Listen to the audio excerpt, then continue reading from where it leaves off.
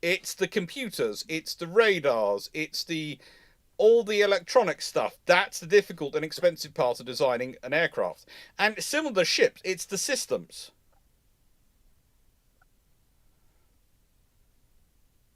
It's the systems.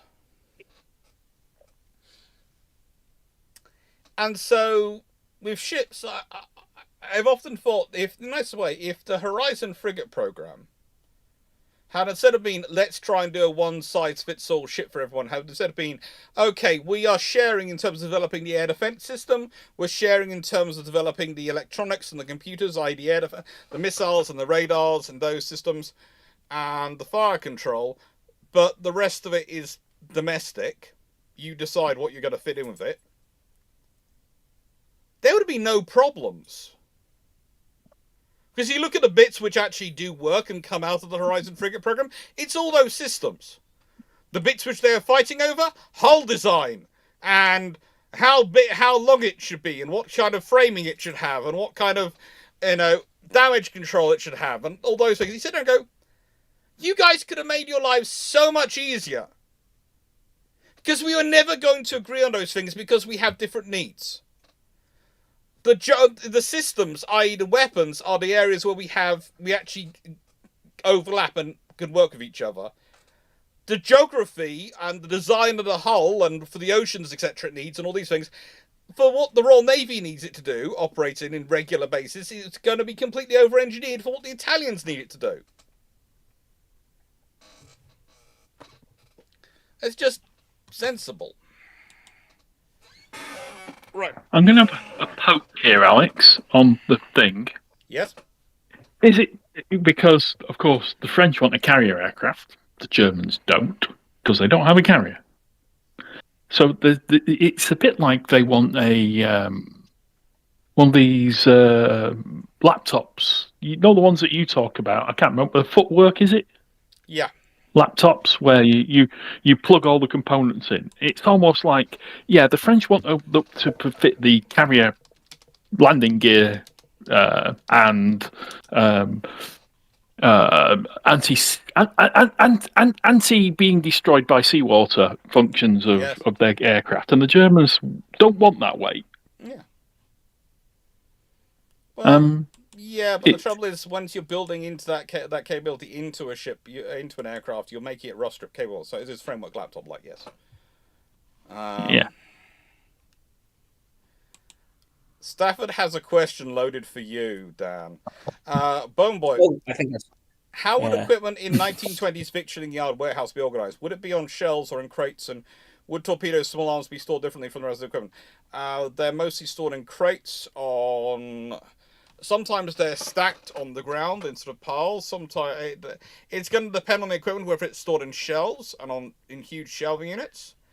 But remember, they don't have the same systems we have today for getting stuff down and off. So often their warehouses are actually lower, and it's all on the floor, and you go and pick them up. And occasionally you do have units of pulley systems and various rigging lifted up, so you can lift up the things and you can crane them in and crane them out using basically a sort of carriage rail system from the ceiling.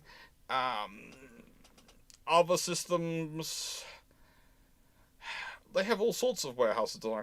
Realistically, this is something which I want to explain. I should do a video about going into one of the warehouses which still survive. And I think one of the warehouses down in Portsmouth still survives, so I will try and get into there and do a video. They didn't have the almighty forklift at that time. It will be. If I do that, I'll need a cameraman, so I will nick you for the day. Yay. Well, the way Dan knows immediately is I'm nicking him. And I'd say, if the Type 45 Daring class had built at 11 to 12,000 tons, would there be much more automation, and where would that go? Not really. They're already fairly automated. The crew size wouldn't increase much. VLS space would, and potentially at that weight they get their third gas turbine, or at least the extra diesel generator from the beginning, which means they don't have the power issues later on. Don't need the power improvement plan, the PIP. But yeah, it would be interesting. A gantry cane, yes. they had hand carriages and all sorts of interesting things moving around. Water Bros, remember the Maine? US and Maine lost in Havana, Cuba, February 15, 89. Question. Final verdict on why? A nasty accident. Yeah. I've done a video about Maine, and my view has always been it's more likely an accident than anything else. But it was a useful accident for many. But it was an accident. No one was planning it. Blame the Maine on Spain. Yeah. Paul Amos. Hi, Foxo. I'm enjoying Hey, the short before you history start- of naval engineering. Need to know which to get next, please. Ooh. Oh, Foxo, have you also been enjoying that book? The hurt haven't been paid yet, so I ain't got it yet. Okay. Well, Paul, I will be naughty. I will save what comes next till Foxo has made it through, because then everyone will get to be able to read. Will be reading them along together. I know that sounds a bit cruel, but that's my idea. I've got to put the book list together so they're sitting the other side. But I will say this for those wondering, there is an actual book entitled Theodore Roosevelt's Naval Diplomacy. That's by Henry J. Hendricks, and it's worth a read. It's all about how he applied his principles of naval power. And Alex, before you continue, before we are now, I'm going to reopen the questions because we have, I think, 3 left. That's good. I'm going to quickly go and put someone in the garden because he's asking. And I'm going to leave you not with Loudwood's question because we'll go to that. But I was going to say, Dan, could you take a lead on Aidan Cloak's question while I put Raleigh in the garden? Which is, what's your thoughts on the 2 types competing for the Canadian Navy submarine? Personally, a fan of the Korean design, but interested in your thoughts. And I'm fairly sure between Dan and Foxo, they can give a very good answer before I get back and add some stuff into it. But I've got to put someone in the garden. I will be honest. And I'm going to take 15 questions for the chat's clearance. So if you've got a 2-part question, the chances are your second part isn't going to get in. So don't bother. I can't necessarily remember particularly well what the options who the other option they're looking at is for Canada. Can anyone else remember? Or do I need to Not particularly. Okay. Let me do a quick Google. I'm just more confused. Clarke was throwing that one at me.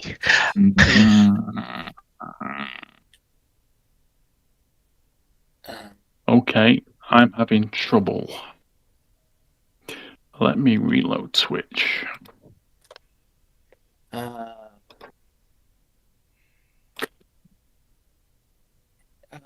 See whether it's that. Canadian Patrol Submarine Project. Just looking at Wikipedia. So currently they're looking at the Type 212 German one and the Hanwha Ocean, which is the Korean one.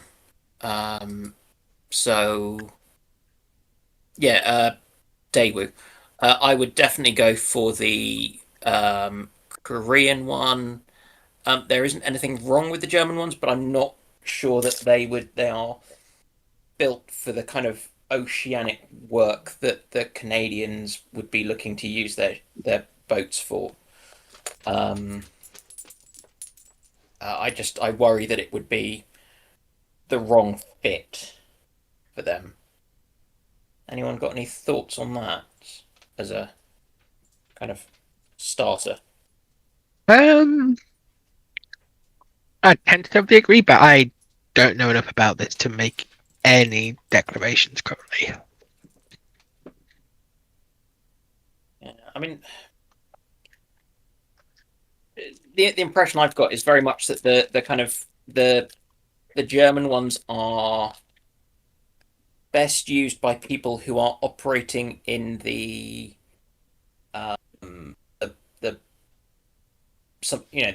primarily you're operating in the Baltic and the kind of the Med. So not necessarily the kind of whereas the Canadians are going to want it fundamentally for going under the ice. I mean, realistically, they need nuke boats for that, but if politically they can't get nuke boats, So, Yeah. ooh, questions are now open. 3 people Yeah. pressed the questions are now open sign? yeah, What happened Steve there? said. Now, Yes, it was me. I said I was going to open them for 15 okay, eventually. we've got 15 coming. Yet. Right, so what have we decided on the Korean destroyers? Korean submarines, I mean, and the German submarines, the Canadians. I think that they want to go Korean. Foxo? I think they would, out of the Germans and the Koreans are the best bet, but given Canada's field of operation, they probably should really go nuclear. But Yeah. and these are conventional ones, Yeah. which aren't particularly good under ice caps for however long the North Pole exists. Yeah. I think it's probably gonna. I think they're probably gonna go Korean. As said, I wish they were part of AUKUS, but I think I almost hope they go Korean because I'm worried they're gonna go German because Mark Carney has such a obsession with European. Sometimes. Go European, hopefully they try and go British or something. Well, the British don't produce SSKs anymore.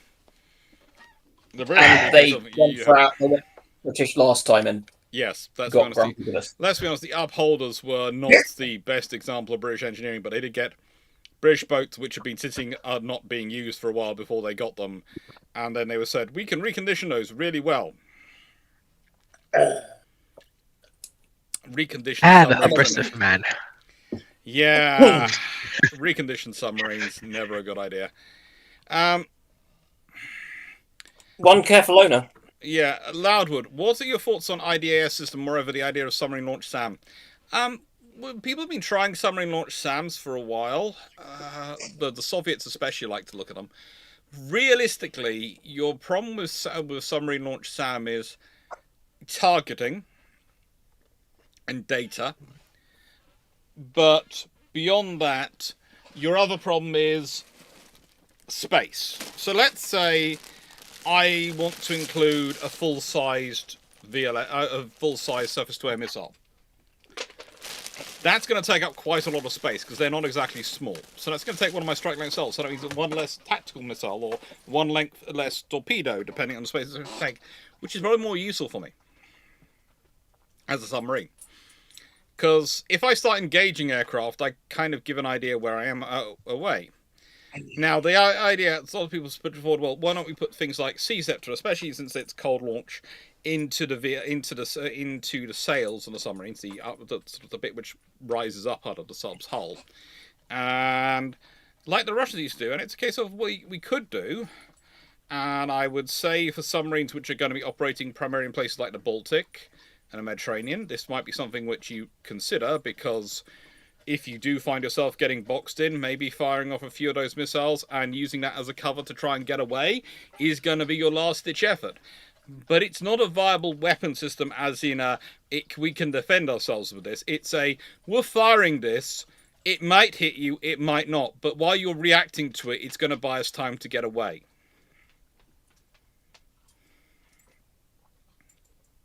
Yeah, are you really sure you want to prosecute this submarine contact if it might shoot back? It's more a case of, you have started prosecuting me. I have no other option. I can't hide any longer. So we'll fire this, and hopefully, while you're dealing with this coming after you, and the problem from this missile, it will give me enough time to toot sweet out of there. Yeah, they're probably kind of dead once they're located. Yeah, that's the trouble. I just view it as a kind of I'm taking you with me. Yeah. Views on An ICS system on submarines did seem to make sense in the sort of 70s when submarines dropped depth charges rather than fired a missile. But now it's almost a standoff weapon. It's not brilliant. Okay, helicopters did drop dark charges for a long time, but they also dropped torpedoes for a long time. Pretty much, the two come in the same time. Yeah. I mean, they've been dropping torpedoes since World War II. Was when you had development. To get on to the next question, Cartoon Man, views on the Arrowhead 120. It's an interesting design. It's part of the design study, which came up with the whole Arrowhead system, which is the Type 31 and various other things come from. There is the thing that's forgotten about the whole thing about the Arrowhead system is there's a lot of space in the superstructure and the hull for people to adapt it. And I think that's the advantage it has versus the French version. The French is a very well thought through design. I will say this. The FDI is a frigate dimension. It's a very well thought through design. But the frigate dimension is very much a built option. This is built. Take this. We can do some modifications around the edges, but that's it. We can't do major changes. Whereas the Arrowhead system is basically, here is a box with engines and the basics put in. You decide what you want.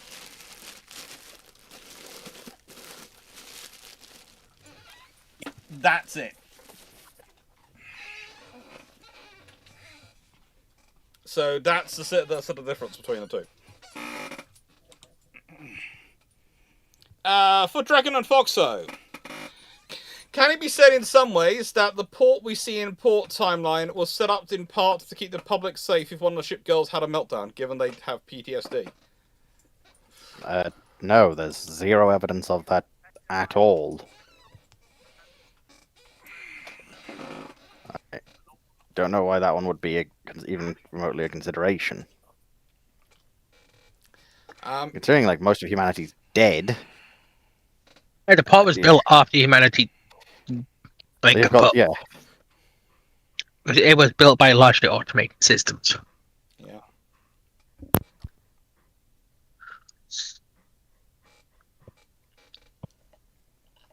Right then. Cat said, are the Capitani Romani actually light cruisers, considering why they were built or what their qualities of the ships are? Well, they're the destroyer leaders. And in some navies they are larger and they're classified as light cruisers. In some navies they're smaller and they're classified as destroyers. It depends on the navy and its styling. But basically they are very, very light cruisers. But they are just large enough that they qualify as light cruiser, not destroyer, because of their tonnage and size. So that's why they're there. But they do straddle. They're kind of like the Didos and the Arafusers and the Tribal class destroyers. They kind of straddle the same area. Raleigh, I know the time. I do know the time. I know what the time is. Not happening. Carrot151, have you used modern tools to repair and colorize old photos? Do you think this tech would enhance old ship infrastructure photos? Do you think any new information can be found? Have you used it? I have used them. I have worked with some of those systems. I prefer to let people who are specialists and are far better than me do it. But I have done it so I understand what I'm talking about. I am a big believer in if you are going to work with anyone who's doing anything, you learn a bit enough about how to do it, that you can learn when to compliment them and how to compliment them. This is a habit I've had my whole life. When I was younger, I often worked at my school and various other places as the stage manager of productions. So for theatre events, for big concerts, etc., I'd be running the stage, and sometimes this would include when we had some volunteer events. This included some really big spaces I would end up being in charge of.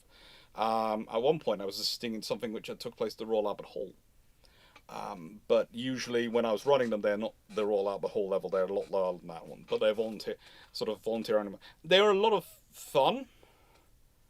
But I would always make sure, like my skills mainly came from, I came from the performing side because I was a trombone player. But I then got into the stage building side, as well as doing the trombone, and then the lighting side and rigging the electrics for the lighting and putting them up. And that how I ended up going up the various levels and then becoming stage manager. And basically, I was a stage manager from about the age of 13 onwards.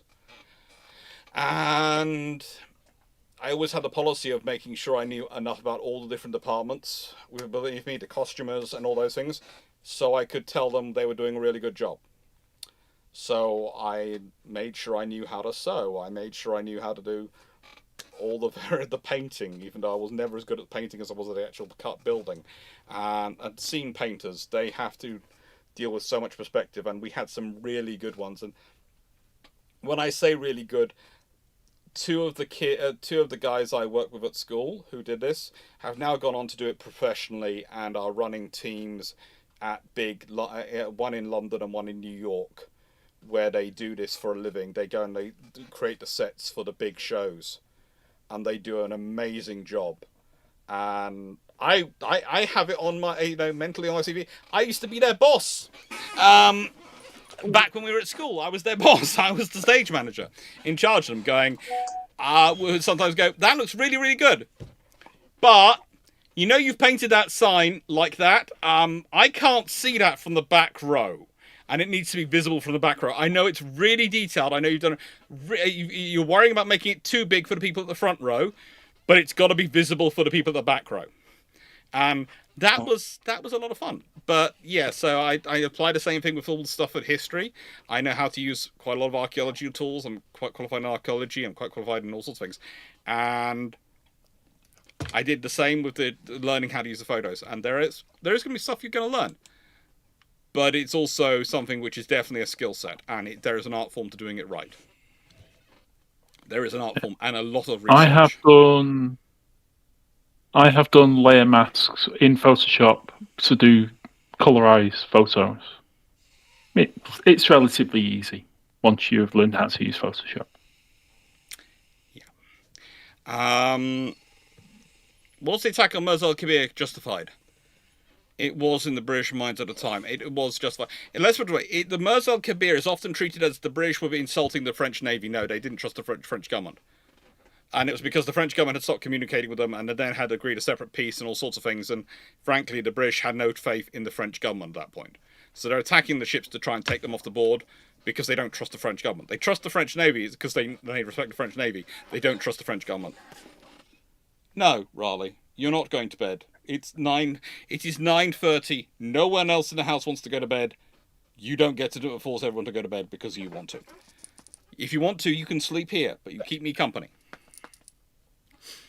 As with Mirza Kabir, it's important to remember that in a matter of nearly a month, the French government had changed 3 times. Yeah. And surrendered twice. And has gone from Anglophile to Anglophobe to middle of the road to heavily Anglophobe again. Yeah.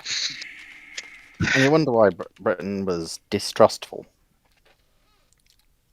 Yeah. It's one of those things of, it's treated as a great stab in the back by some people. And you sit there and go, frankly, the British government at that point weren't sure who they were blooming dealing with. All they knew is that you had the French Navy was more powerful than the German one, and they didn't want that being combined with the German one. And whilst on paper they thought they could trust the French Navy, they knew they didn't trust the French government. And the government has power over its Navy.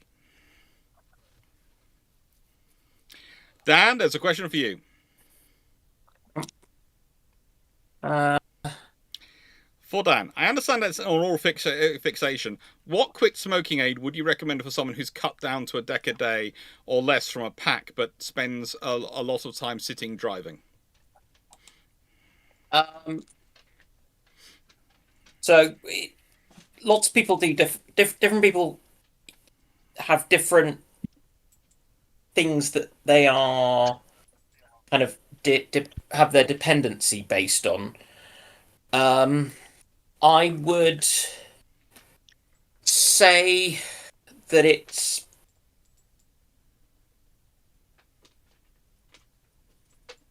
you need to unpick about the kind of addiction, dependency, and habit bits. So if it is the kind of oral sensation or the fidgeting or whatever, then Sometimes it's chewing gum. Sometimes, but if it's to do with the hands, then it's something else. So it's unpicking those bits to then work out what it is that you need to do to get I'm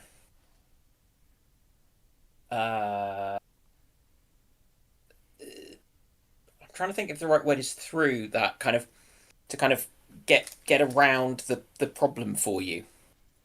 Does that make some sort of sense?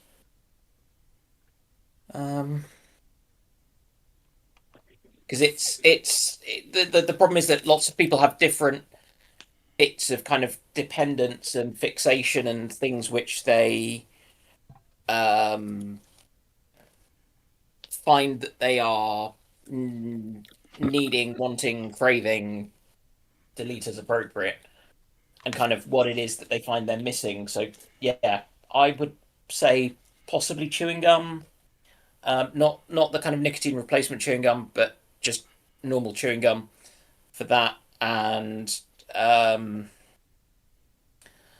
there's plenty of other options for kind of other things you can try for I kind have of fidgeting with hands or whatever. one of my friends developed a what they call a lollipop habit. The lollipops. Yeah. And they would stick and they'd play with that, and literally they were playing a lollipop like it was a cigarette. I have no idea why, but that's how that's what they ended up with. But there's a lot of politics going on in the chat now. I'm just going to say a lot of politics in the chat, and I know we wandered into these things. I just want to clarify something. I said, nothing against Carney personally. It's just when it comes to equipment, he seems to like to buy European, and that's my worry about the submarines. I think he should go Korean, but he does seem to feel reassurance with buying European equipment. And I think on this occasion, if he went that way, it would do him a disservice. Some people have inclinations to just buying equipment. I think Carney has spent a lot of time in Europe. He's seen a lot of the German equipment. He's seen a lot of the British equipment. He's seen a lot of the French equipment. He was in charge of the UK Bank of England for quite a while, Chairman of the Bank of England. So he spent a lot of time seeing the European, and that can give you an idea of, well, that's something I can trust because I know it. It's like anything. It's what you're familiar with. And there can also be a bit of and I think there's a bit of disparaging sometimes of because Korean car manufacture took a little while to take off over here. Yeah. And so I worry that there's a slight sense of kind of them being second class, whereas I think actually the for this kind of defense procurement, it's actually absolutely top notch. Yes. As I have said, though, South Korea is a corporation with a country attached at certain points. I really do sometimes. I'm sometimes looking at South Korea and their industry and just going, "You are a corporation with a country attached."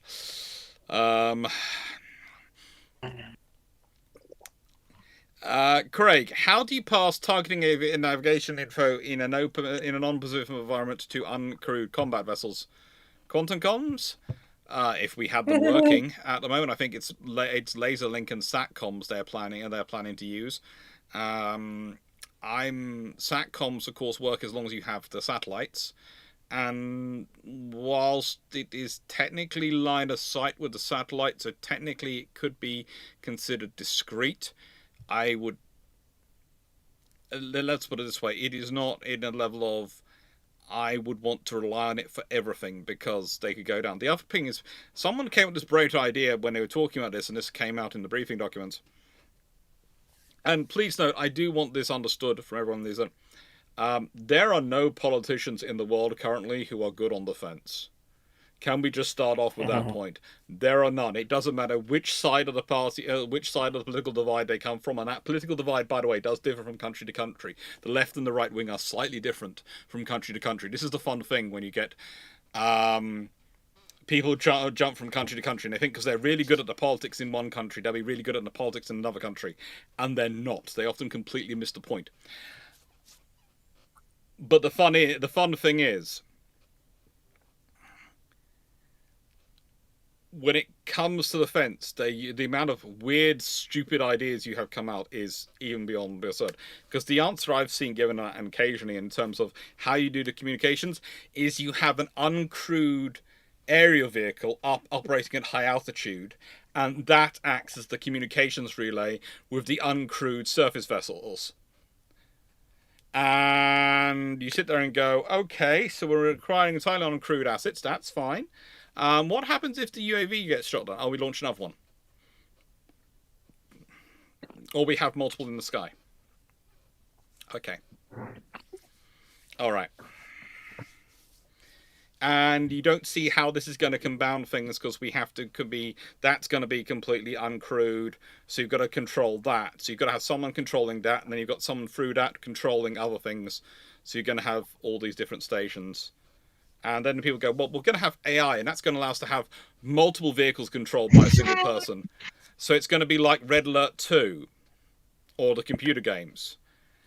And that sounds great until you realise you've just created a single point of failure for a large number of vehicles and systems. One person.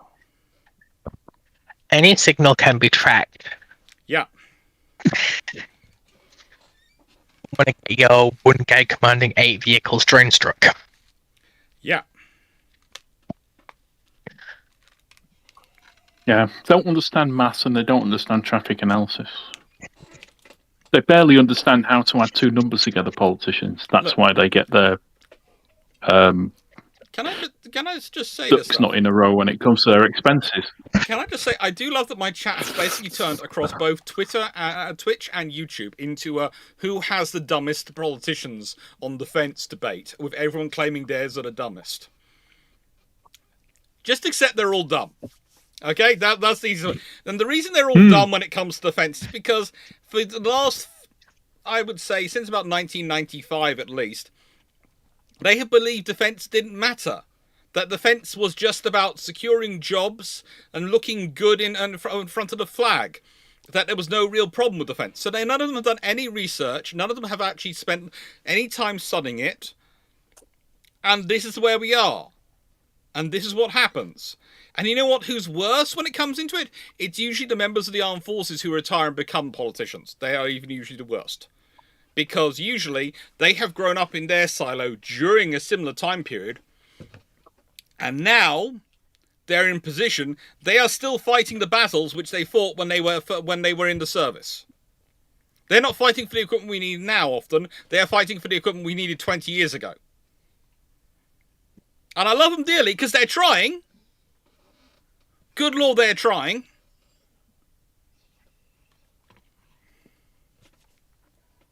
Yeah, very.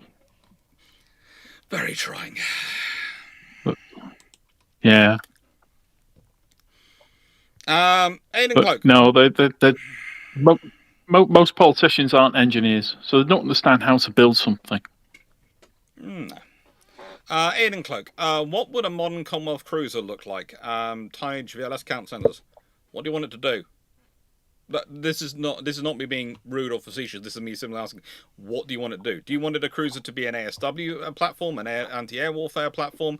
We're talking about probably in excess of 15,000 tons for a modern cruiser.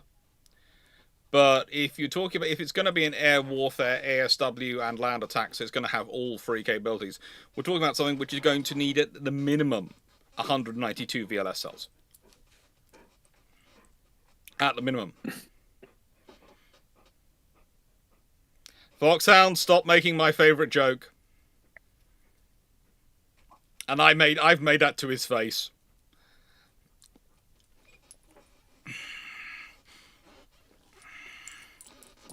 Do we want to know? Oh, well, you have to remember, Lord West, when he was First Lord Navy, looked forward to a Navy someday when the Royal Navy had as many destroyers as it did frigates. I think he meant that the Royal Navy would have at least 14 destroyers and 14 frigates. Unfortunately, at the moment, we're at the level where the Royal Navy has 6 destroyers and about 7 frigates. It's not a Mr. Kipling mini egg cape. It is a mini egg cake. I don't think it's Mr. Kipling.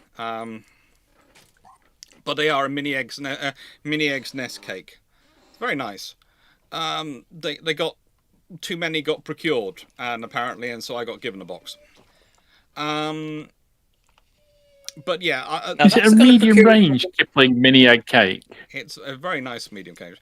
Foxhound, 421.8. What do you think of the cancelled 155 50mm 55 cal gun program for the Type 45s, an upgrade for the S90s? No, it's too small. That's too small. Let's be honest. Let's start looking into what sort of guns we're looking at. So the current Alex, guns. tell them how much a naval gun system actually weighs on a ship. Because you did this a Steve? couple of weeks ago. Steve, I'm in the middle of answering the question. Yeah. Let Sorry. me just- Sorry. Don't worry. I understand you're keen. Look. So, if we're talking about something which is going to be a naval weapon system, and we're going to be talking about what we're going to be buying in terms of gun systems, then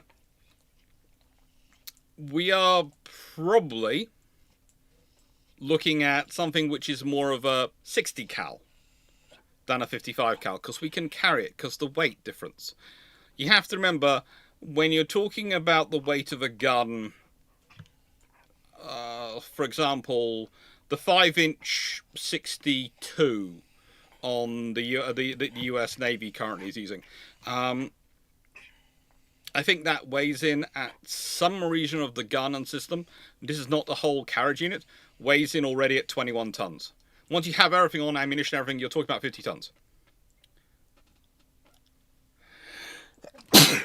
The point is, that makes sense on an 8,000, 10,000 ton ship, because let's be honest, 50 tons is not a lot of tonnage to use on it. That is the weight of an armoured vehicle. And that's the point.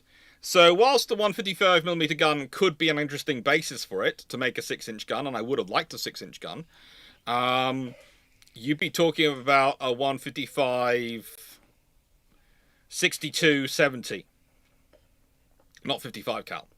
And you'd be talking about something which is going to have a much bigger shell and breech, because again, the system for the 155mm 55 cal gun is designed entirely to be operated by humans in a cramped, confined vehicle space. You have a lot more space. You can put together a bigger gun. You're also going to need a slightly different shell design system, because you're probably going to have a far larger range of shells, because you're probably going to need an ASW version of the shell for the land gun. You will for the sea gun, because they're developing them. They're basically using shells as depth charges. You're probably going to have an air defense variant. You're going to have a land attack variant. You're going to have a long range attack variant. You're going to have all sorts of different systems and shells you're going to develop. So this is the thing, is it's a useful, it's something you could start off with, certainly, but it's not the finished project for Type 45 or anything like that.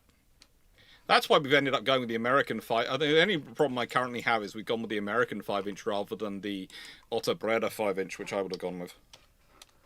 The Otto Breda 127mm is a really sweet weapon system. Much.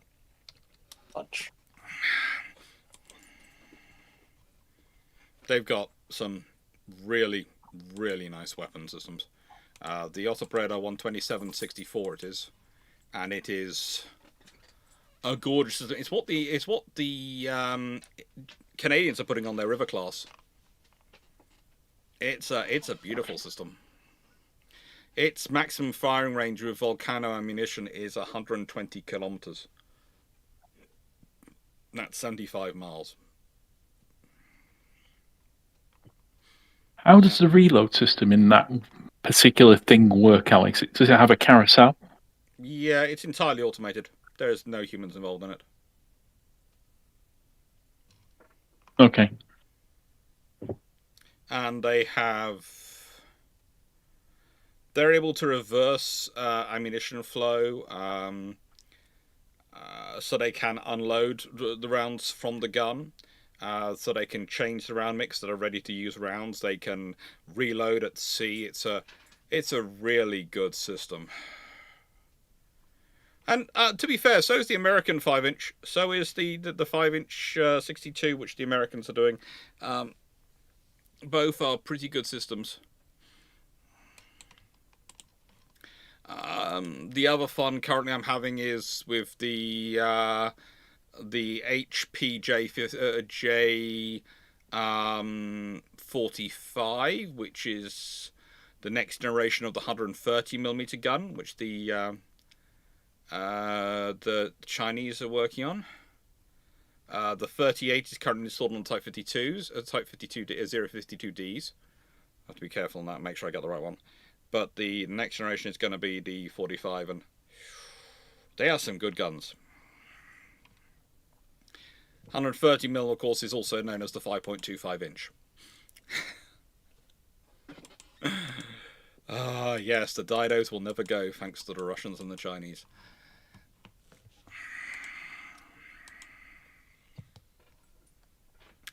everyone. If the British Empire turned into Commonwealth, or if the Vietnam War broke out somehow around, would the Commonwealth of Australian Dominion of New Zealand stay out?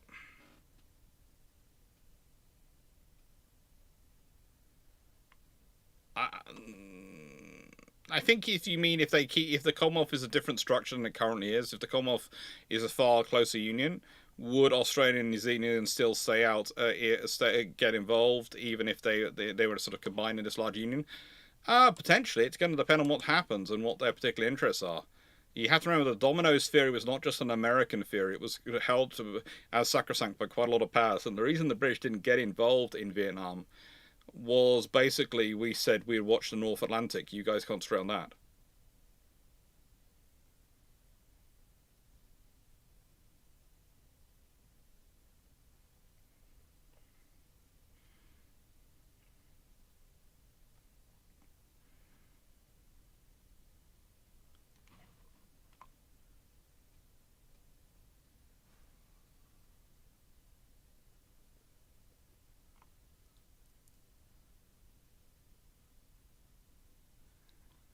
Oh. Carrot 1151. Read a question. I asked last week if the UK retains Panama with no canal. Do you think the US still tries to declare a Monroe-style doctrine and annoy the British? I think the Monroe Doctrine predates a lot of the Panama stuff from memory anyway. The Monroe Doctrine is... Yeah. The Monroe Doctrine is core point of American foreign policy from quite early on in the creation of America and American history, so I don't think it's going to change. It would still be there. Earliest 19th century, I think. Yeah. The Darien expedition is part of the Scottish thing of James VI, isn't it? Knight Fleet requested I use the British Empire turn in Commonwealth in these two questions.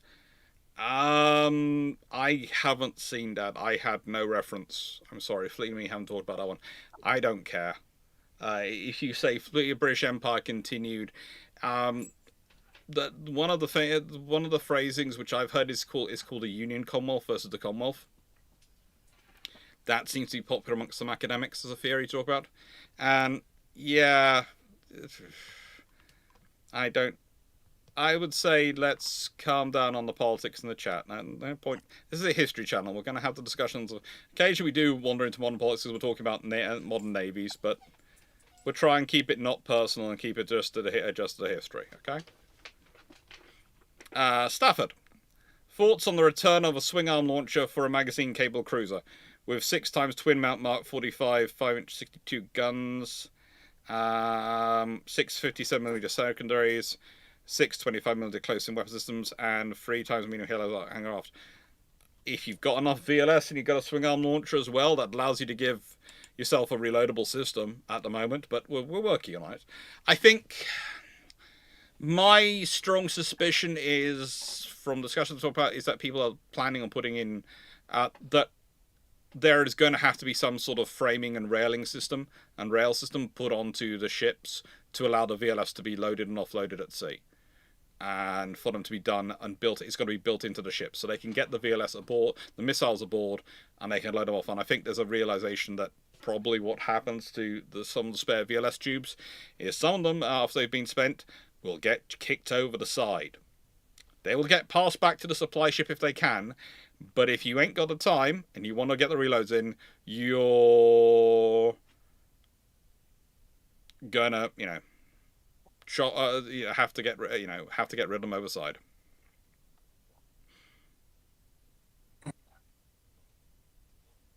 Yeah, I mean, it's a bit like the brass from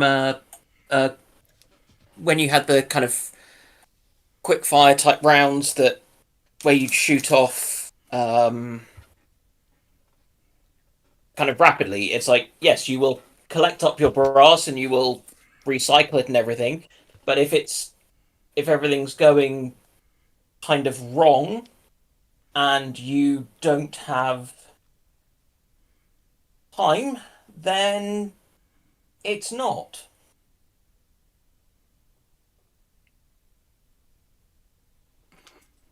I wasn't in Friday's rambling stream. That's the thing, and because there's some discussion going on in the chat, I will deal with this directly now. My policy has always been this: I am happy to teach and talk to everyone. There are some limits. For example, if you were Pol Pot, I think I would probably not want to teach you about naval power. The same if you were Adolf Hitler. I'm rather happy you not knowing about naval power and not being that sensible. But leaving that to one side, I am very much against silos, and I like to communicate with people from all sides and talk to people from all political viewpoints, and try and pass on information and improve things and talk with people. That's my policy. This channel has always been a scenario of I am happy to let people come in here and talk away, but it's always the same rules. The moment the moment insults the moment debates get personal, you're no longer having a debate, you're having an argument, and it's shut down because you both lost. Or if your only recourse is to start being rude about someone, don't do it. Secondly, on politics, everyone cares about politics. Everyone has very strong opinions. Everyone's entitled to their opinions. You don't have to agree with them. No one does. The thing is, if we're all being honest, and I realise there are various groups on all sides of the spectrum who like to believe that all their members think the same way, none of them do. Because humans are humans and they will have different opinions and different be subjective. And finally, and it's the important thing, respectful debate. That's what this channel's about. I don't expect everyone to agree with me. That's fine. But I do expect a respectful debate, backwards and forwards, but from me to you, from you to me, and between each other. And again, that allows everyone to have the conversations. And I just night quickly. Yeah. We have that request on ramblings because a lot of the questions about a reformed or thriving British Empire we got on ramblings tend to be a lot about how it would act institutionally and as a great power. So we have to establish how it could feasibly survive. And we don't want to do that every time we answer a variant of this question. That question. Also, in particular, I think this is more going off the point of that Fleet keeps yelling about how it has to be a Commonwealth, it can never be an empire. Stop calling it an empire. But yeah, because unless you're talking pure fantasy, it has to be. There is a way. It could be a Union Commonwealth structure. There is a way. The nicest way. Basically, you would have to form a new parliamentary body to unite the empire. That is how you have to do it. But it would be it would be a really fun thing to see how it would happen. Empire as we know it. You okay, Foxo? Yeah, I'm okay. You went a bit roboty there. Yeah. Okay, but what people think of when they hear an official British Empire that wouldn't have survived into the 60s as a non-decaying entity because it needed reform and change. Hence why we ask you say how it reformed and changed as the basis. Yeah. And there are quite a few mods watching the chat, and they tend to debate with each other. They tend to debate and censor each other if they think they've gone too far. So I'll leave that to that, Aaron. But I'll look forward to your email when I get it. and I'll see if I'll try and respond. If I don't respond this week, though, just remember that's because I'm doing things which involve me being in charge of a massive revision center.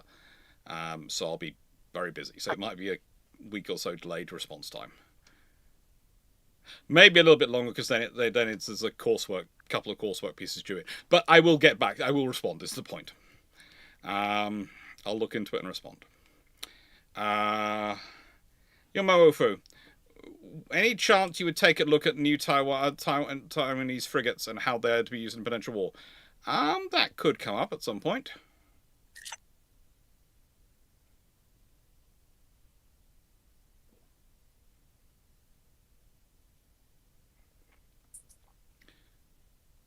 Oh, debating, arguing is about a factual debate. If you start arguing, going, I don't like you. Basically, if your only point in an argument is to start being rude about people, you've lost the argument.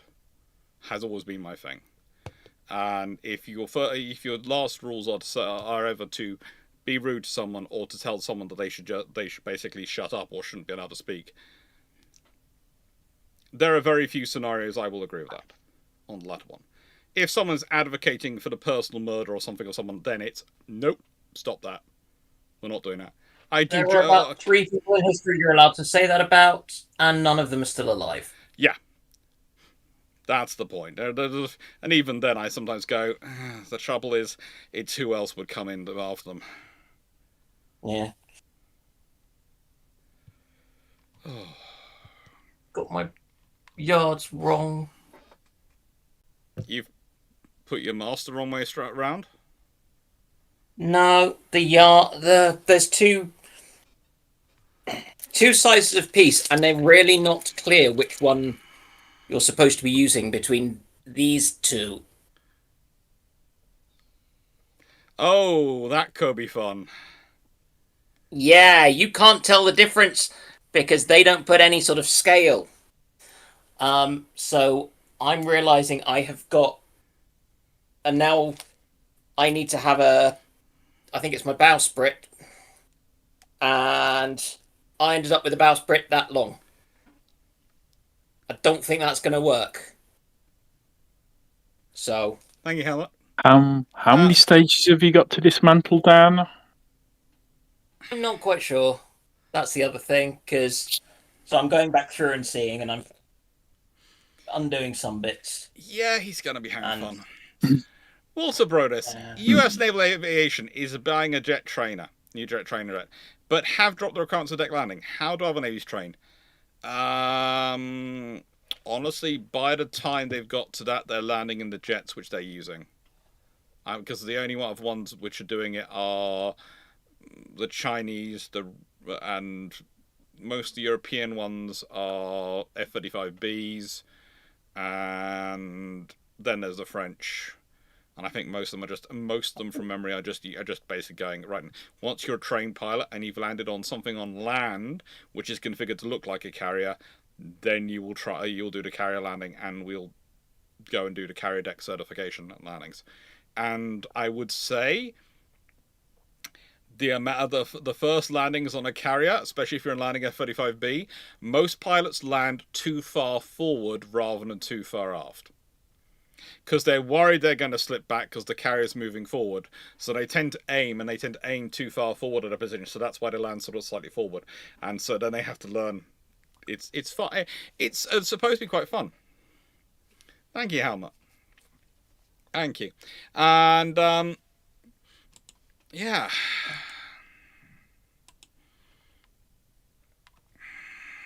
That feels like it's very much a question of fun for who? It's fun to watch. Tel 95 MER. Clem? Had they ever made it in free French service, do you think Mogador and Volta would have been given special duties, or would they have been assigned generic destroyer duties?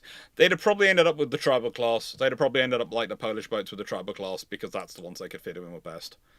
And they'd end up on those sort of duties.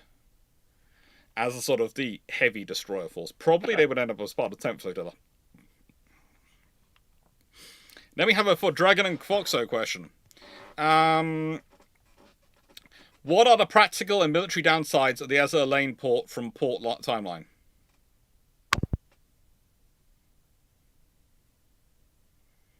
I guess the downside. Upside, it's one massive concentrated force, so you can't. So it's very hard to defeat it in detail. Downside, it's one massive concentrated force, Yeah. which gives very few points of failure. Now we are aware they do have other bases, but they are, considering they are all based out of that one 99% of the time.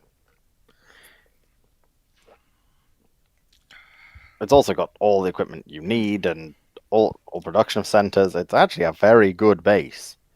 I think they've even got a bunch of mines on it. These days, Stafford, not really. It's not. There's not enough pilots going through to justify something like that.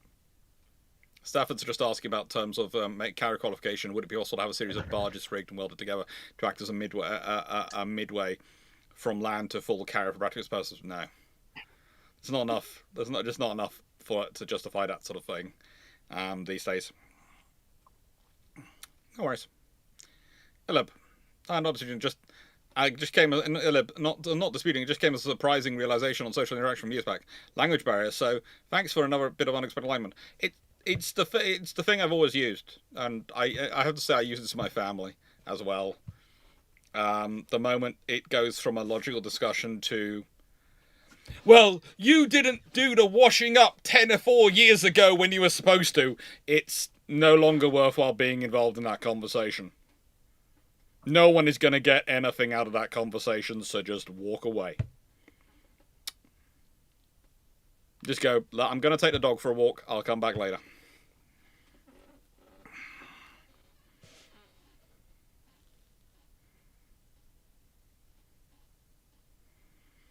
Alberta, that's a cool question. I think we're going to be opening up questions again soon, so just keep that for then, and we'll put it in the questions. Because I don't think we've got that many more of the 15 we got through, have we? We've got many of them to go. No, we've got about 8 to go, I think. So it's about 3 till we open 41. up. Yeah, it's not. We've only got 3 more questions, and then I'm going to reopen questions. Yeah, it's 3, and I'm going to open up.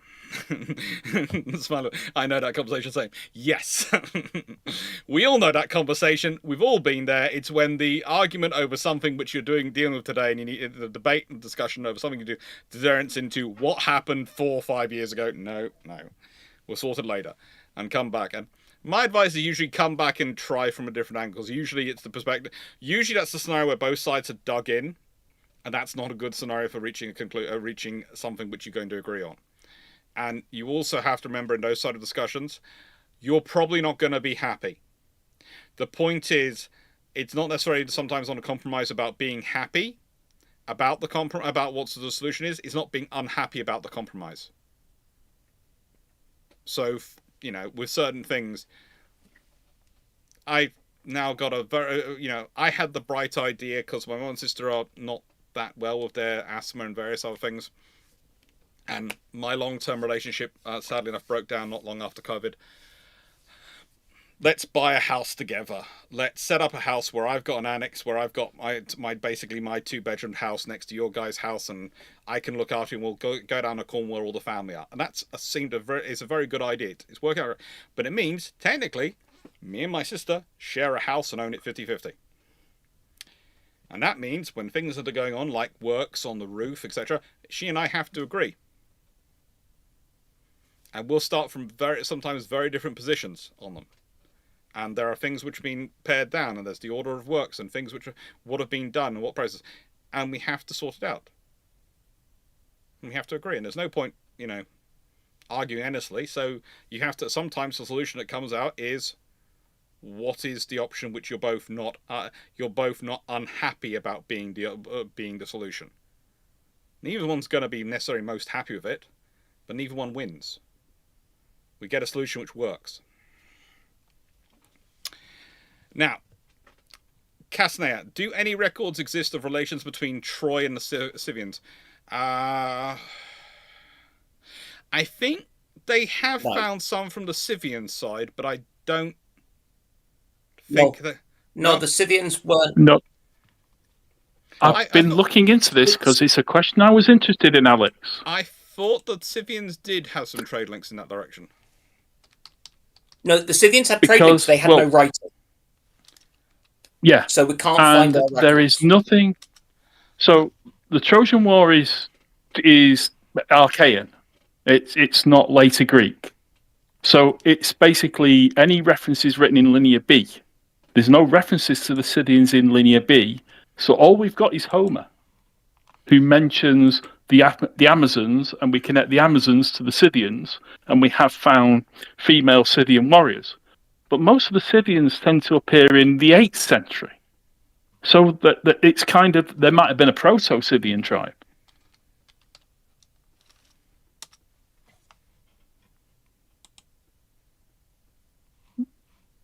Is that fair?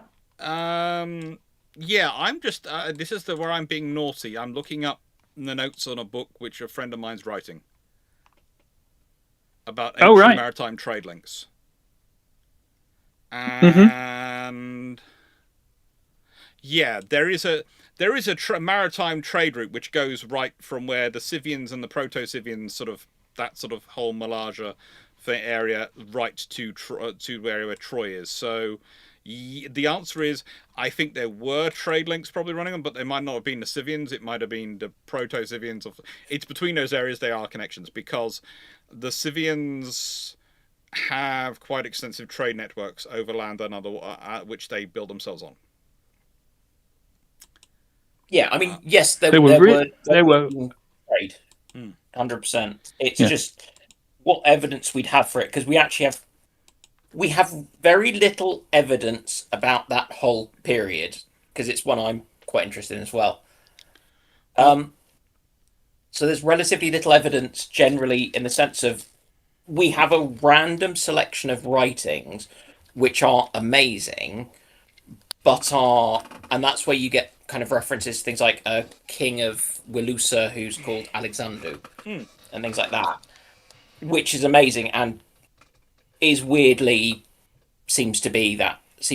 But for instance, we don't know what language they spoke. It's thought to have been this Luvian, depending on how you want to pronounce it. It's fun. I would say Wusu been the friend who's writing on the book is working on based on some of the archaeology finds in terms of, and this is going to sound really weird, copper ringlets.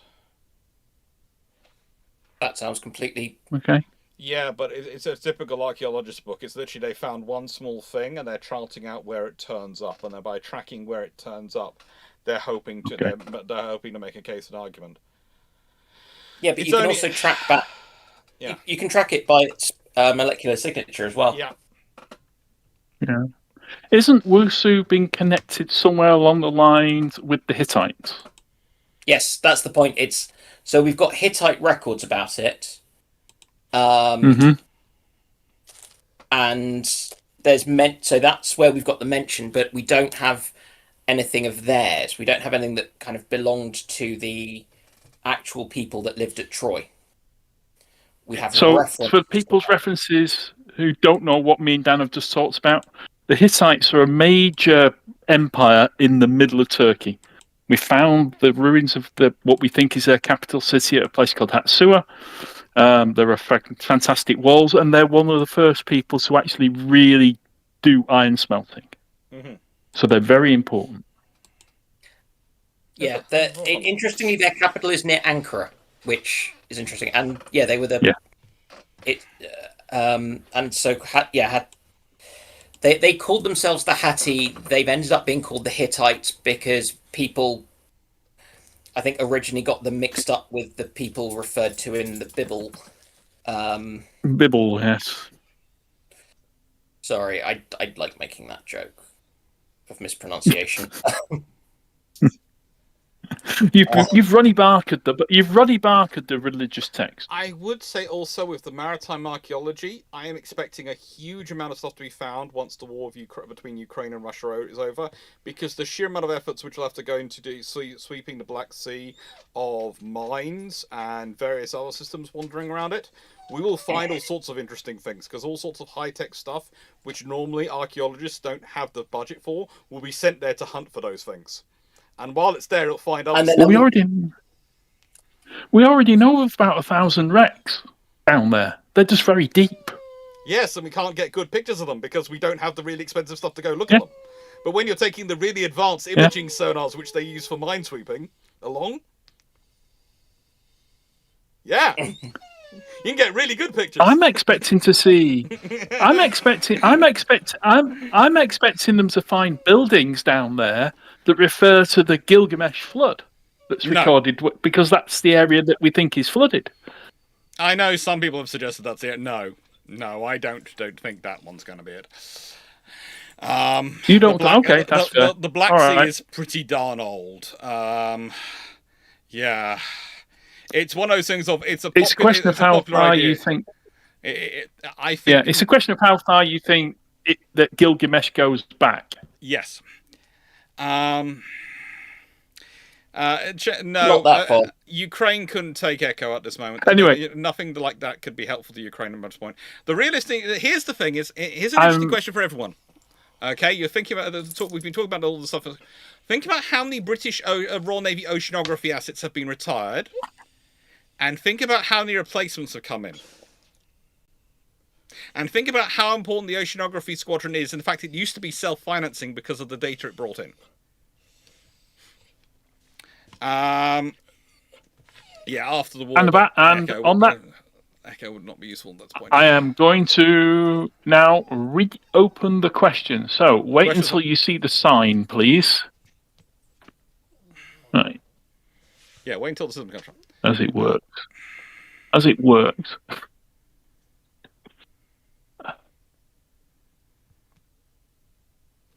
No, you've got the Type 45 was budgeted to cost $4.96 billion. No, and no.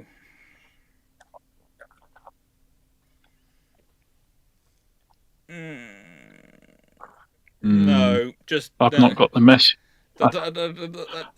There are all sorts of interesting things about how much more the Type 45 would cost, etc. on the program, all these things. The Type 45 was always at a program for 12 units. It was going to be roughly $8 billion. Basically, from the get-go, it was expected to be. There were various figures given when people said, well, we reckon it will cost this in today's money, but inflation predicting from basically the beginning of the Type 45 program, they reckon 12 were going to cost $8 billion. So 4.96, no.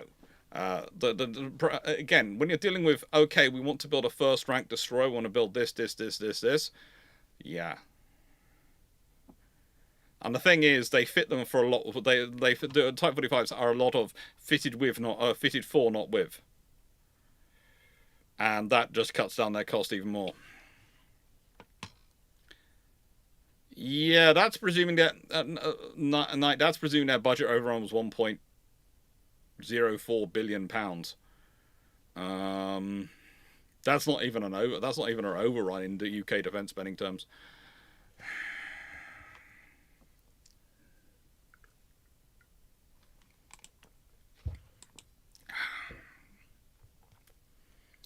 How about Ibix Jacket? What do you think of the possibility of the Royal Navy increasing its service fleet mainly with Type 31s? Unlikely. They will. I think the Type 31, the 30 series, the 31s, 32s, which will probably be the uncrewed asset control ships and various other things, will be very useful to ship numbers.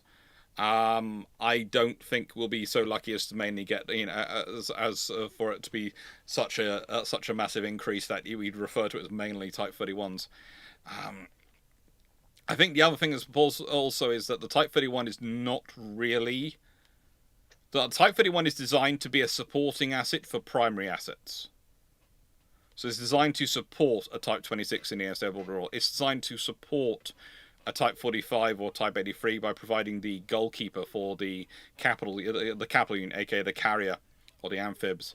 It's designed to be a present ship in an area which is higher threat than realistically we want to send in a River class OPV.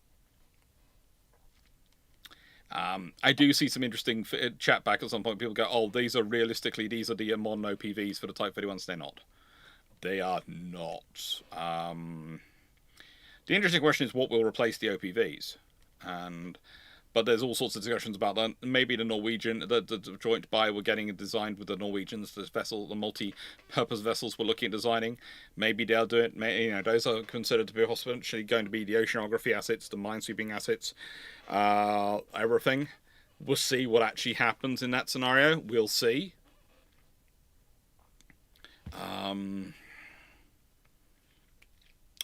But I would like more Type 30s. I'd like more Type 20s. I'd like a lot of Type 83s. You need more of them, basically. Realistically, I don't think 5 is enough. It should be divisible by 3.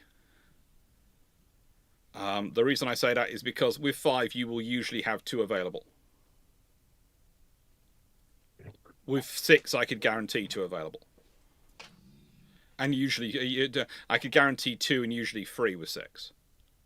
Usually I can make a third available if I need to do a 6. So this is the point of we're cutting off our nose side of it. We're spending this much money on 5. What's an extra 6th one?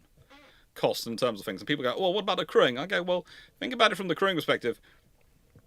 You're usually going to have at least 2 of those 5 in refits. So you're only going to be crewing 3. If you're crewing 3 completely. Okay, so we have 6, you're crewing 4. And you're looking at crews of 100 or less? Yeah, this is, it's a case of if we are really planning on increasing the spending that much in terms of in terms of defence spending in the UK, why are we cutting off our nose to spite our face? Why are we being silly? And also, people go, uncrewed assets are the things that are coming. They are coming. They are. The point is, though, they're coming. They're not here yet. And realistically, we don't have any timeline for when they're actually going to arrive in terms of format we can use for the cyber missions we're going to be using Type 31, Type 26 for. They are here as reconnaissance assets. They are here as strike assets. But presence assets, patrol assets, warfighting assets, as in not just an individual strike, but as in an ongoing operation and a persistent operation, they are things which are adding to. And as I've said before, I think it's going to be when you get to the 2,000, 3,000 ton units, that's when you're going to see those things coming up. But again, that's a debate, it's something which is happening. There are ideas coming forward of those. I'll be interested to see when they're implemented and how they're available. And also you have to remember, it's not just actually having the kit. You can own the kit, but let's put it this way. Let's say you've never seen a tape measure before. Never seen it. Never seen one, didn't know it exists, and suddenly you get handed one. And you have to figure out how to use it. Now, that's not going to take a long time, hopefully. Hopefully you go, ooh, okay, this allows me to measure length. Oh, okay, that's useful. And it goes back and automatically comes in. Oh, that's good. And oh, this allows me to lock it and hold it in position, which is really useful. And or I take it off, and it's got a clip for my belt. You will figure it out. It shouldn't take you too long, but you'll figure it out. Well, now think about this. Think about it. It's basically a brand new power tool. You've got a range of other power tools you're going to use for your work. And you've got to work out how you're going to use them together. When you're going to use one, when you're going to use the other. And how they might work together. That's going to take longer to work out, isn't it? And this is the point. Just getting the thing built takes a while. Getting the thing operational so you can actually use it as part of the whole force structure, that can take just as long. And if anyone's wondering why the dog is crying, as I've said before, from about 9 o'clock onwards, he wants to go to bed. No one else wants to go to bed, though, so he has to stay up. He dislikes this Rolsonian calendar. He dislikes this, though. He has the Rolsonian calendar. And the reason I haven't taken him through is currently the Corgi is awake and is enjoying himself, but if the poodle goes to bed, the Corgi feels he has to go to bed. And so the agreement we now have with have as a family is that my sister will come collect the poodle once the Corgi wants to go to bed, rather than the Corgi feeling he has to go to bed because the poodle wants to go to bed. And before you also ask, also the poodle does have a bed in here, so the poodle could go to sleep here. He just chooses not. Are you sure he just doesn't want biscuit? Oh, he does want that, but yeah. Evening, Runon. How's things? Typical 40K loss. I got barbecue on my way home. Got to load the truck and determine whether or not I get to drive up to Louisa tonight. Fun. We had a question about 2 hours ago that was up your street about cabling on ships. I mean, I'll take a swipe at it if somebody wants to read it off, but Oh, we've got other questions coming which you'll enjoy just as much. What's the most Oh, important God. in Morrison? What's the most important requirement for a future warship? Space. To be space to have things added in and taken out, without you having to constantly the final frontier. constantly reorganizing stuff. This is one of the problems we have with ships. Is often they're designed down to the millimeter of cramming stuff in and therefore making it as full as possible. And the moment you go, well, hang on, why don't we make a slightly bigger ship and don't use all the compartments? But why don't we? The Type 45 is fitted for, not with. Realistically, the Type 45 should have been bigger, fitted with the stuff, but still had space for expansion in the future. Instead, they've used the space which was fitted for, but not with, as the expansion slot. But that's not cost effective for the taxpayer dollar. It would be longer term. Yeah, but those people won't be in power longer term. It'll be somebody else, another government or another prime minister's or minister's term at that point, so they won't care. Instead, they get to go to the electorate and say, "Look at how much money we saved you off of these wasteful defense programs." Yeah. Right, I have a question for Dragon and Foxo quickly. Dragon and Foxo, if the British faction continue the automation drive, which in some ways the ship girls are, would the RN girls have more smart devices than the other faction ship girls? Probably not. Do you think they'll have more smart devices? Not really, because they kind of have the whole maid culture, and smart devices would take away from that. Yeah. They've also got the culture of, I'll do it myself. Yes. I'll just go to a library and read there than necessarily use a smart device. Also, I don't necessarily know why automation necessarily would lead to them using more smart devices. But...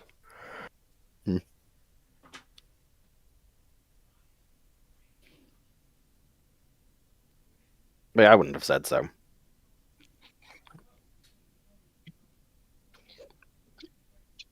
Your opinions, Foxo, if you're still with us? But I'm just being very annoyed at Microsoft.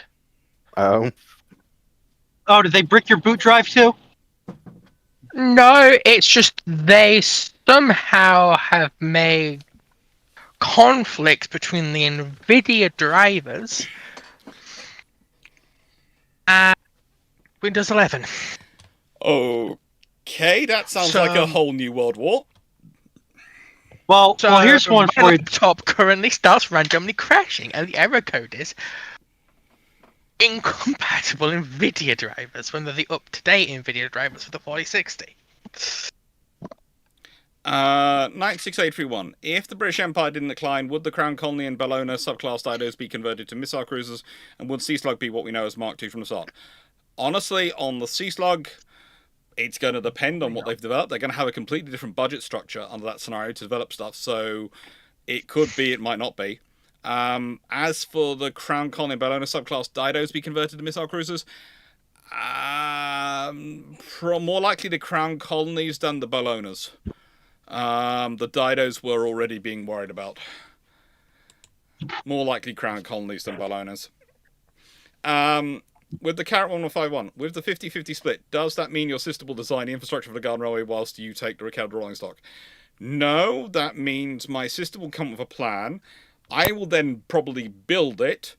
She will possibly disagree with how I've built it. Then I will say, well, do you want to try and use the hammer? And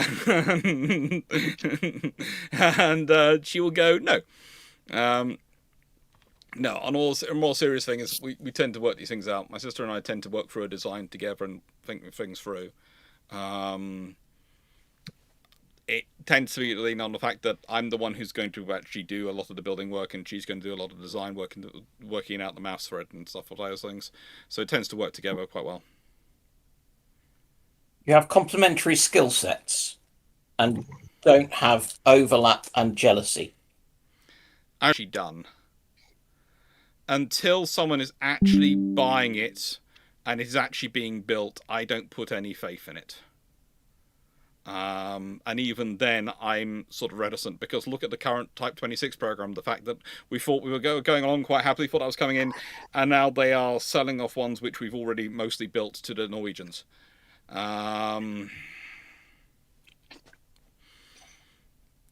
it's a case of I was honestly told by someone the other day when I was having this discussion, well, don't worry, the Norwegians are going to go. They'll join us if we need the ships.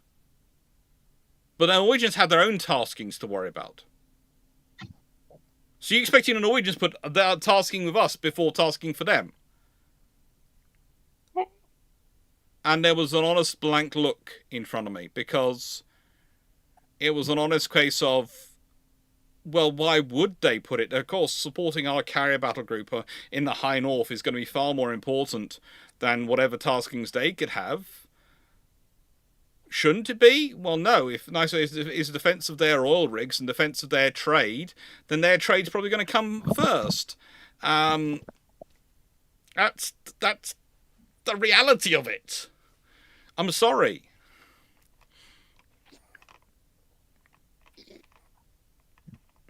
I have no. There's a though appeared. I'm sorry, Jack. I don't know. That's not really a question I can answer.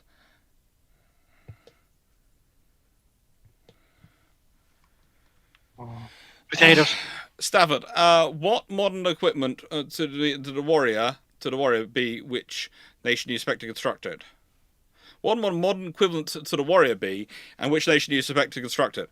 And talking about the ship terms, it's got to be America, and who knows? Maybe if they actually build a cruiser, it's going to be them. But there's an interesting video coming out on Tuesday, which is going to involve a look at the Chinese and the Chinese Navy developments. And a Type 055 has some really interesting ideas.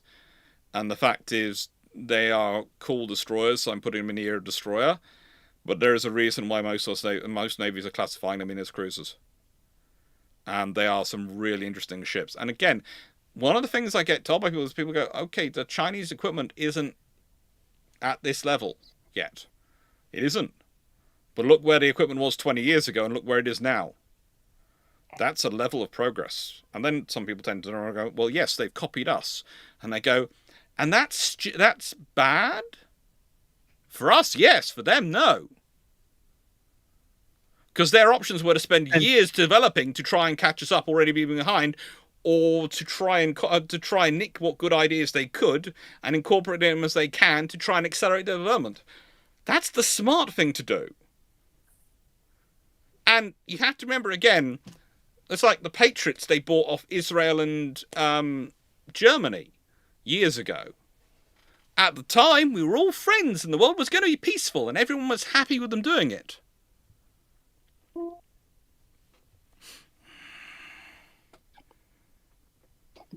Alex, could the warrior moment have been the American Zumwalt, No. considering the few that they built? No. Okay. But you got to remember, the warrior changed the entire paradigm of naval warfare. Yep. Yeah. Warrior arguably was more of a change than Dreadnought was. Yep. And was certainly more of a statement. I was just trying to put. I was just trying. But the trouble is, the Zumwalts were. But it failed. I would say the Zumwalts, Yeah, it was guaranteed to fail as being as a warrior moment. The moment the Americans cancelled it. Yeah, because but nothing says damp squid like cancelling it yourself. yeah, but here's the thing. CGNs existed in the 70s and the 80s and the 90s. Mm-hmm. Is a modern CGN that much of a paradigm change?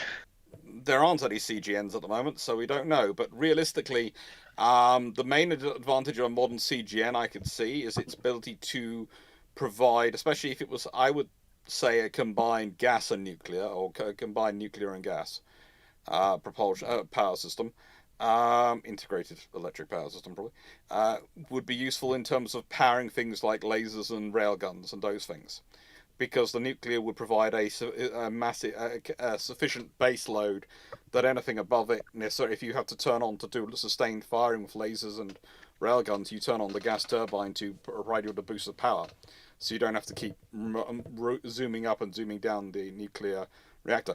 This is one thing, by the way, where the fallout mechanic is really good, because the fallout little sort of micro reactors, if they're kept at a constant, basically a constant power consumption, will power the bunkers for years.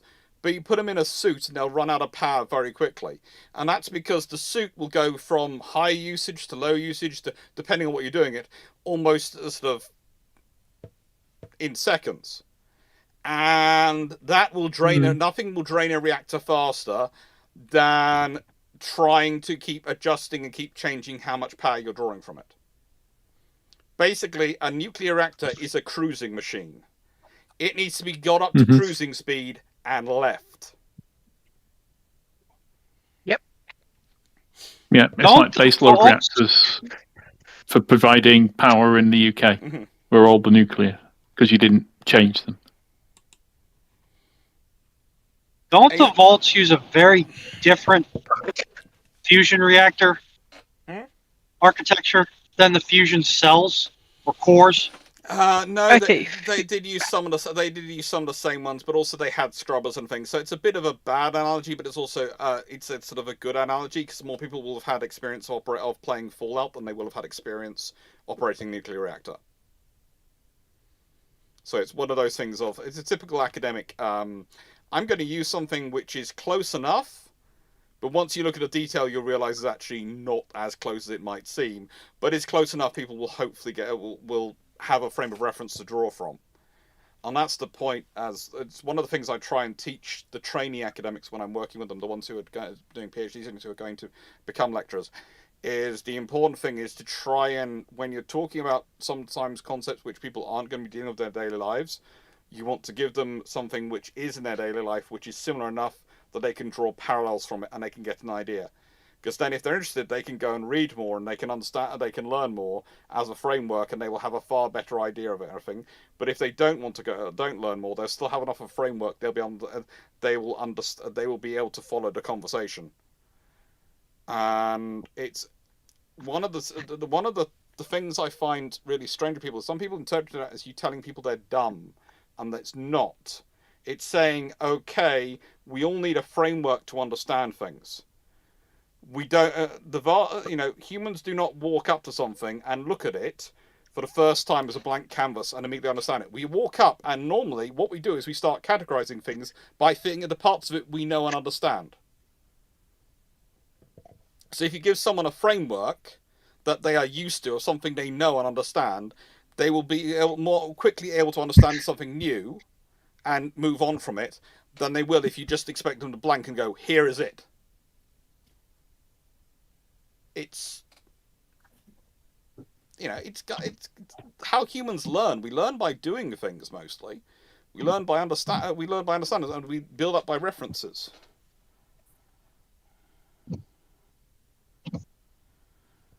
So a small modular nuclear reactor to be a bad use for a naval warship? No, if you want to use it for the base load, that's perfectly fine. As said, as I've put before, if you used a nuclear reactor and you wanted to stick it in as a base load, just to provide a constant power, to provide the hotel load and the base load of the ship, so it's standard operating powers, consumptions, it's cruising speed level, you could say, and all these things, you could have it.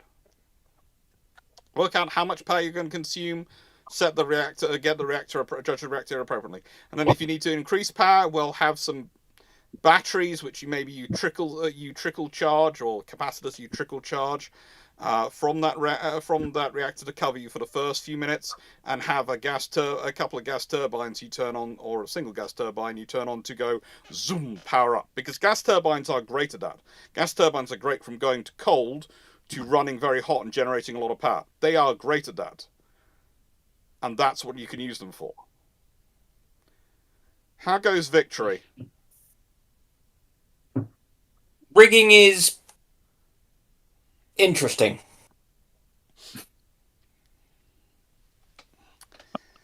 I'm not going to ask him how much he's dismantled. No. AC-75. It's not just that; it's now trying to work out why are these things not clipping into place. Why are my masts seemingly a few millimeters too tall? Okay. Okay. AC-75 RS7. How much did Age of Sail navies try to improve sailcloth tech, if not why?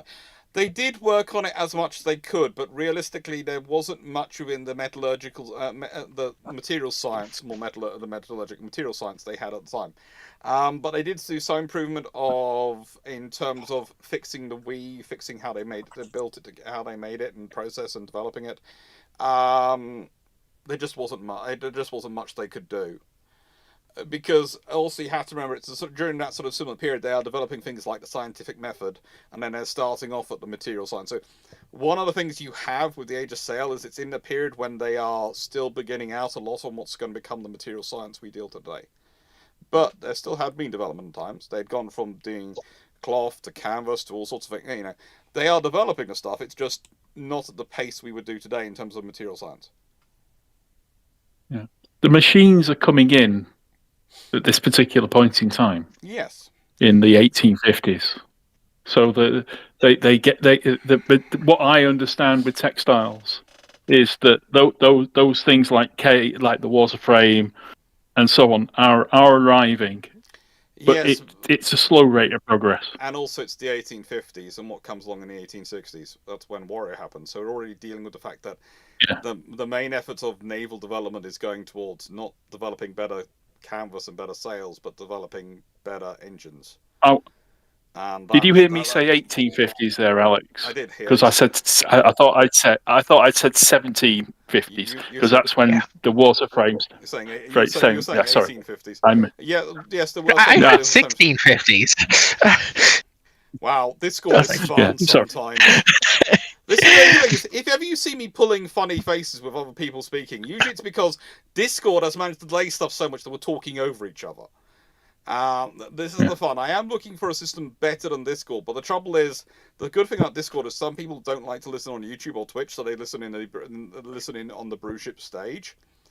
And I like having that as an option for people if they want to, and if they want to come and chat after Bruships. But there is often part of me hunting for a better thing than Discord to use. It's just the trouble with Discord is it's problematic, but it's the problematic I know and I can deal with. So, because I've been actually looking into this somewhat over the last couple of weeks, because of Discord's Mahusive data grab that they're going to be trying to do. Yeah. So is your nearest clone to Discord right now. Valve may release something in Steam. They've got about a 60% clone right now. But it's missing a lot of the bells and whistles that makes Discord work for communities. Yeah, that's the trouble. It's going to especially be larger communities. It's something we have to pay attention to because we might have to move the community over to something. But it's going to be for those of you who have avoided the news from the last 2 to 3 weeks. Discord is moving to I'm going to assume everyone is younger than 16 or 13 years of age, unless they provide biometrics or government-issued ID. So if you go into your Discord servers after the 1st of March, and you find that there's channels that you were able to access but aren't able to access anymore, that's why. Our users in the UK are actually used to this because we've already had to do this. Yes, so this is the thing is, for the people in the UK, most of us don't really care. We've already had to do this. And yes, it is. And you made plenty of noise when you when you were forced to do it.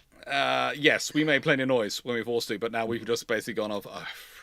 It's either that or we use TeamSpeak. various interesting systems.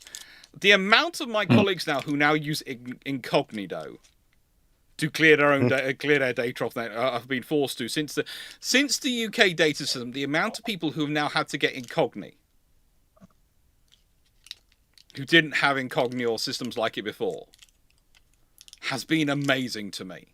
The two fastest growing industries have been VPNs and systems which scrub your data off the internet. Also, to a degree, Rune, on why you're not hearing as many people in Britain complain about this more now is spite. Because you know how all the other countries are laughing at how terrible it is, that how stupid Britain is for having to do this, and how, oh well, sucks to be you and all sorts? About a year and a half, 2 years ago. Now it's basically a case of, now who's laughing? Yeah, she's on your foot now. Haha. We don't like it. We got used to it, but... Hey, I didn't like it when Parliament did that to you guys. Yeah. I think parents need to, I don't know, parent. Oh, good lord! Don't try and tell the British government they have to trust parents. In a nice way, I do swear if they could introduce a rule you had to take an exam before you could become a parent, they would. Doc, I live in a state. Doc, I live in a state where one of the Democratic candidates for governor said on the record saying that parents shouldn't have a say in their child's education. Now, in the greater context of that statement, it makes a degree of sense, but the problem is he said those words in that order. Yeah. It is largely considered to be one of the execution moments of his campaign and bid for governor. I would say annihilation moment. I'm sorry, just listening to that, and that would be annihilation moment. Yes.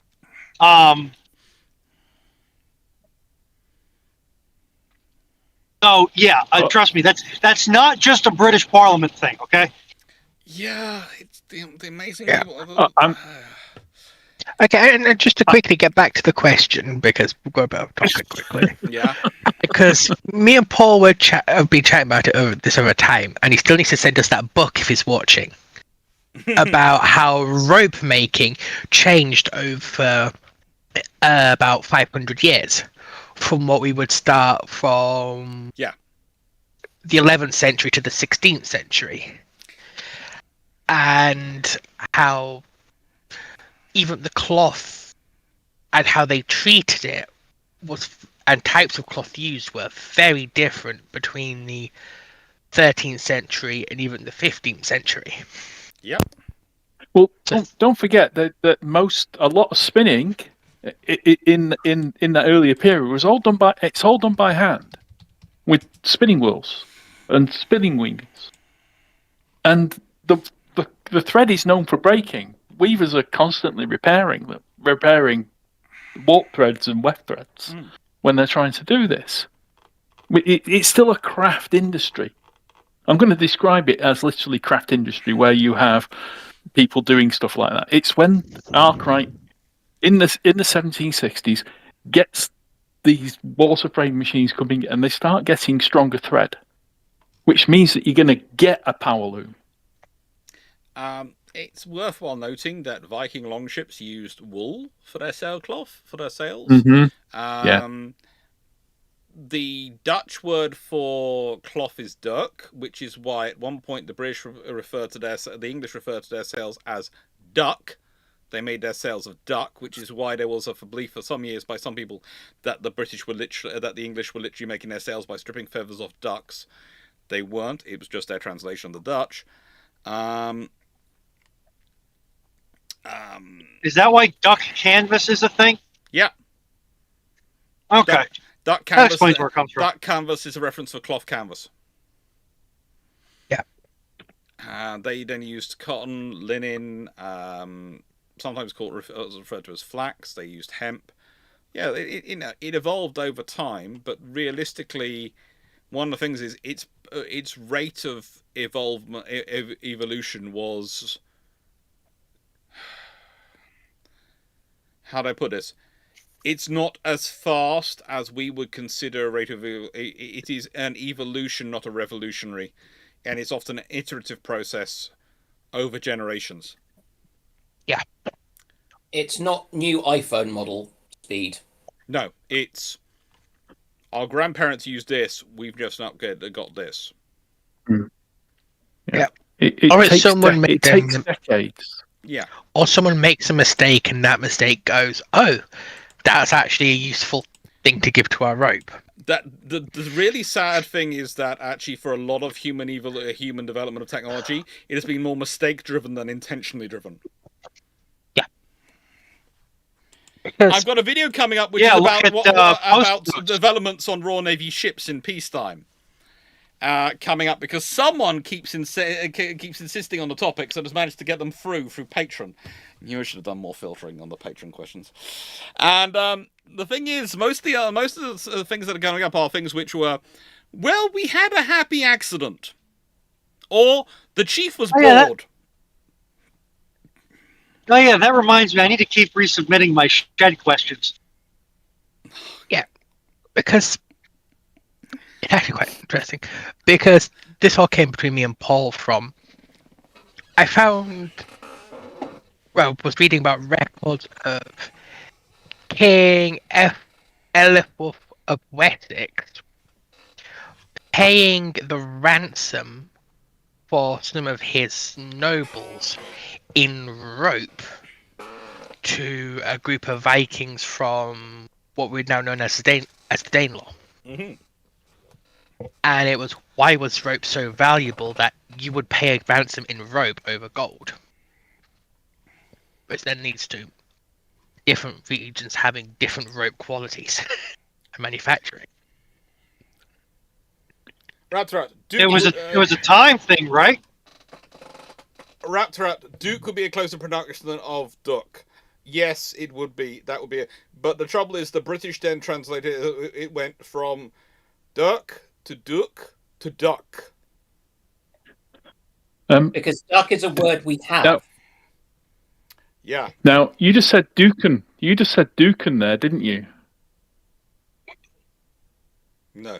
Duken is actually. Oh right, okay. I thought you might have said Duken. Duken is a Viking word for battle. No.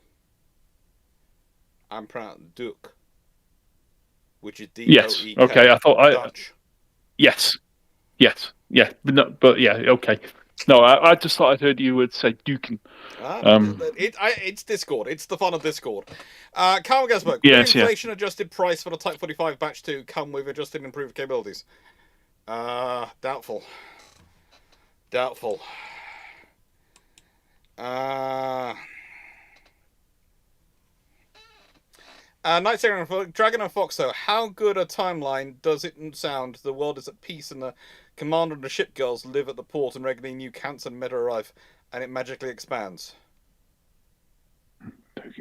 Well, if it's at peace, it's just that's theoretically the ideal. So yes, we'd all like to be. We'd all hope peace. Yeah. You might encounter. But whoever made money during peace?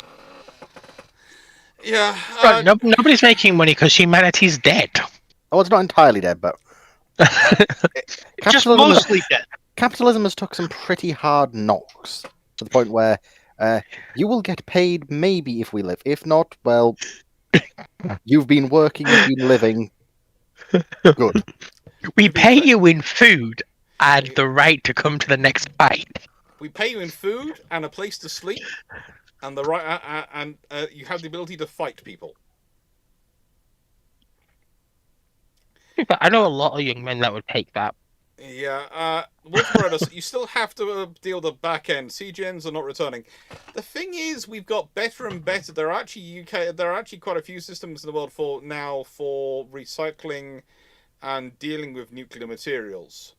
It's now got to the level in the UK. We are now recycling our SSNs, our old SSNs. We are slowly breaking them up. We are now actually able to do it. It's taken us years to get there, and that's one of the interesting things. It's once you've broken the back of that industry, of the back of them, you've now got an industry which you've set up, which has got is making enormous profits, and is dependent upon a cycle of these sort of things coming through for them to process. And a cynical part of me thinks that actually nuclear-powered warships start to feed building nuclear-powered warships again, and surface ships starts to feed that industry. And also, two things. One, modern reactor designs nowadays they get far more wattage out of per gram of fuel than the older ones do. And two, the biggest thing that killed the CGNs was per unit cost in an environment where you don't have the big bad that is the Soviet Union. Mm-hmm. It's a cost issue. That's why you still have SSNs, SSBNs, and CVNs. Even the French has a CVN. Yeah. Because France has determined that it is worth it for them to have a smaller CVN backed up by various LH asterisks to fill out their flight deck line. So yeah, that's the only thing really holding back a CGN or even a DDN is cost. Thoughts on supercavitating torpedoes? They're very fast, very capable torpedo. They're very fast torpedo systems. That's what they were designed for. I wouldn't be surprised if. How'd I put this? With supercavitation and supercavitating torpedoes, there are a lot of ideas about how to implement them and how to put them in. The reality of implementation seems to have always beaten the so far desires to implement them.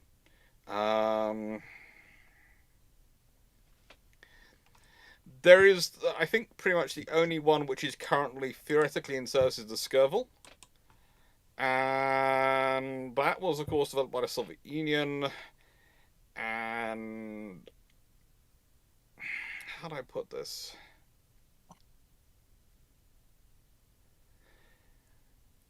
It's a solid fuel rocket which is supposed to go up to 200 knots. The trouble is, and I would say that the trouble this is that, you know,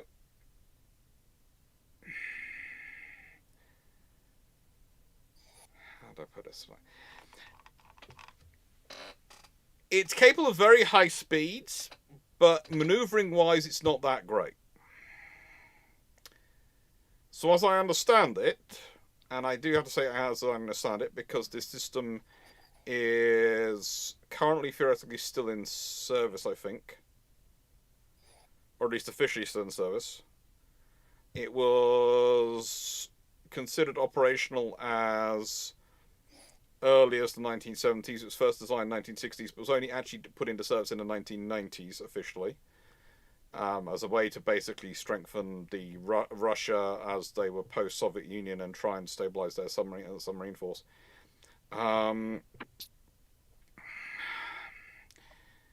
It's not really that aimable. It's basically you are pointing and shooting and hoping to hit. So supercavitation, it's kind of like a lot of the very fast weapon systems. They are great as long as they are very accurately targeted and manage to hit where you're going to be when you're going to be there. If they don't, they go a long way past. This is again the whole point when they start talking about the various sort of speeds, the hypersonic, etc. It's like I said, yes, it's going to go very fast, but that means it's either going to hit the target or it's going to miss by a very, very long way.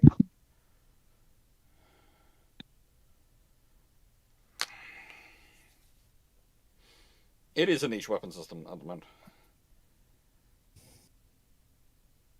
Yeah, what's its turning circle? You need you either need really accurate targeting data, or you need a really warhead. Well, if we translate it, it's able to go 200 knots. which is 200, of course, nautical miles an hour, which in regular miles per hour is 230 miles an hour. That's if it's going at top speed. That's very fast. But again, it's very fast in a pretty much a straight line.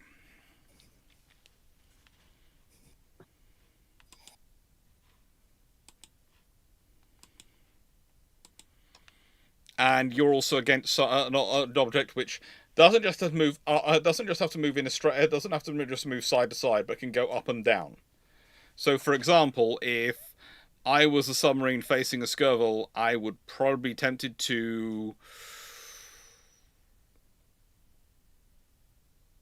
Well, you could decide. Blowing tanks might be faster, or diving might be quicker. If you hear it's in the water. Blowing tanks puts you on the surface and puts you basically in a sitting duck position for other follow-on torpedoes. Diving could give you a chance of bottoming out close to the bottom and allowing you to get away. But again, this is getting into a level of tactics which normally I would, if I was discussing this with a class, I would normally be doing it with someone who's a retired submariner nearby to bounce off and chat with, and they would be checking what I'm saying, sort of thing. Because whilst I have been on a fair number of submarines now, I am not a submariner. I am a naval historian.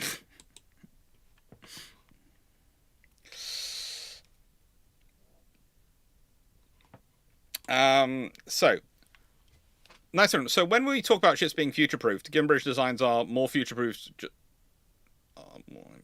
They're future-proofed in. They are more future-proofed in the fact that the British designs are all the modern designs have been designed with a line down the middle, basically, where you can cut them in half and add a bit in the middle, which is sort of the ultimate future-proofing. We can add a section into the middle of the ship.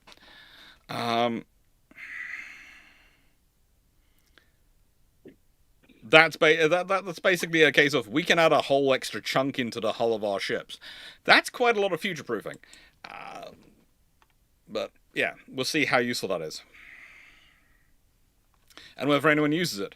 Hyunmo Wafu, you are probably too busy, but have you tried Task Force Admiral yet? It's on my list of things to try once I finish with the roof and I finished with all the other things I'm doing at the moment. It's on my list, so please don't spoil it for me. Stafford, if a major Carrington event took place, which nation would build a clipper and reprogress the steamer quickest?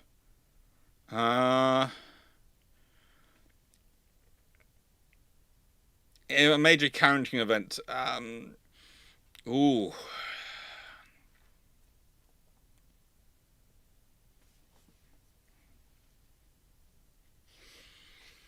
It would be in the nations which have the greatest redundancy in their systems, which would have the most chance. And the thing is, I'm not sure who really has that level of redundancy when I'm looking. There are redundancies for systems like your weapon systems, etc. These things, but it's redundancy. We'll talk about this in the redundancy of the civilian knowledge. So, to my mind, to get around a Carrington event, it's going to be libraries which are going to matter. And who has the largest libraries? And that's going to be how you're going to rebuild.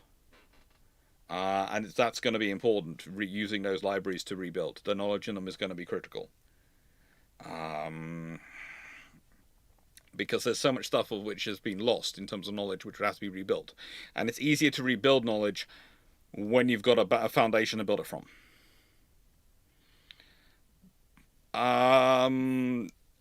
It's also going to have to be nations which are not going to have basically internal divisions on a massive scale. So honestly, you're probably going to look at the medium nations are going to have more of a chance of rapidly rebuilding than the large ones or the small ones. The small ones aren't going to have enough redundancy in them to be able to rebuild quickly, and aren't going to have enough of their own resources to rebuild quickly. The large ones are probably going to be dealing with too many internal issues getting themselves organized. Once they do get going, they're going to be able to get going really, really well, but it's going to take them time to get going. And the question is, which nation could build a clipper and reprogress the steam age the quickest? I think I'm going to go for Japan.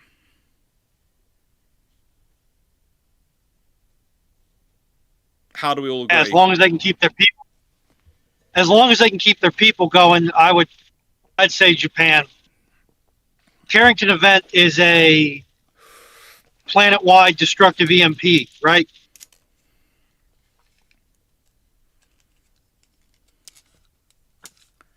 Hello? Off the head. Mm. It's been a bit. Carrington event is a solar flare thing. Yep. It's when all the electronic systems are sort of catch down. So you get bathed in ionizing radiation, but aren't things protected inside Gaussian cages?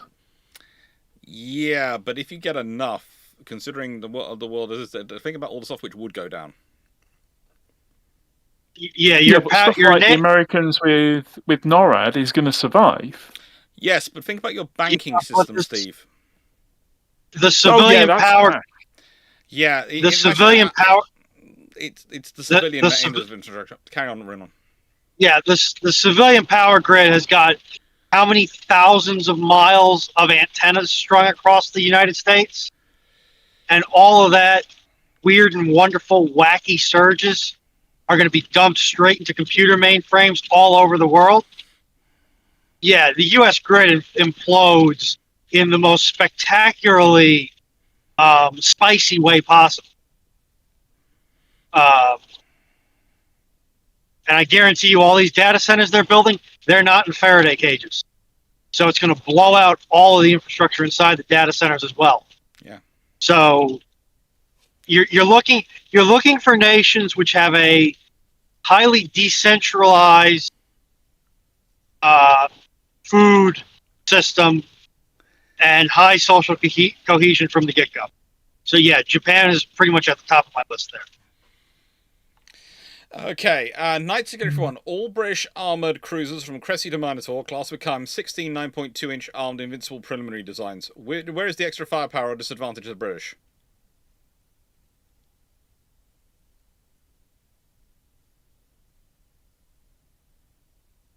Nowhere is the extra firepower disadvantage. The extra crewing could be interesting, the extra fuel consumption could be interesting, but nowhere is the firepower going to be a disadvantage. I think the Battle of Cornell will be slightly different. The Battle of Cornell will be very, very different. And it probably won't help Cressy, Abaca, and Hogue when they get attacked by submarines. Other than they will have better subdivision. Guys, see that now. You've got termites in your peg leg. Okay. Do you replace it with a cannon or accept your fate as a slow-moving piece of driftwood? Historically, you would either move on to treated wood, specifically usually something like oak, or some people did actually go for ivory, which is frankly not tasteful today. These days, the other options you could probably go for are some nice Kevlar plastic ones. I do recommend them. I'd say cannon is iron, and that's not necessarily going to be the best thing you want to make your leg. It's going to be very heavy and very painful to move around on. So you probably want to go for something more fiberistic. Carbon fiber is also quite nice this time of year. Yeah. Knight 681. For Dragon Foxo, as a lane alternate history, the EU Union fights Vietnam. How likely is the North Vietnamese Air Force to find its pilots outmatched? Significantly? Yeah, there's no point. I can answer that for them. Yes. I think fights historical Vietnam? Yes. Okay, one side has access to literal magic and boats, and aircraft that can actively change size whenever they want, down to the size of a literal toy. Yeah, North Vietnamese Air Force was still already massively outgunned. You've just made it worse. I was about to say, like, it's rare I say this, but what do you have against the North Vietnamese in this situation? Like, that's just cruel.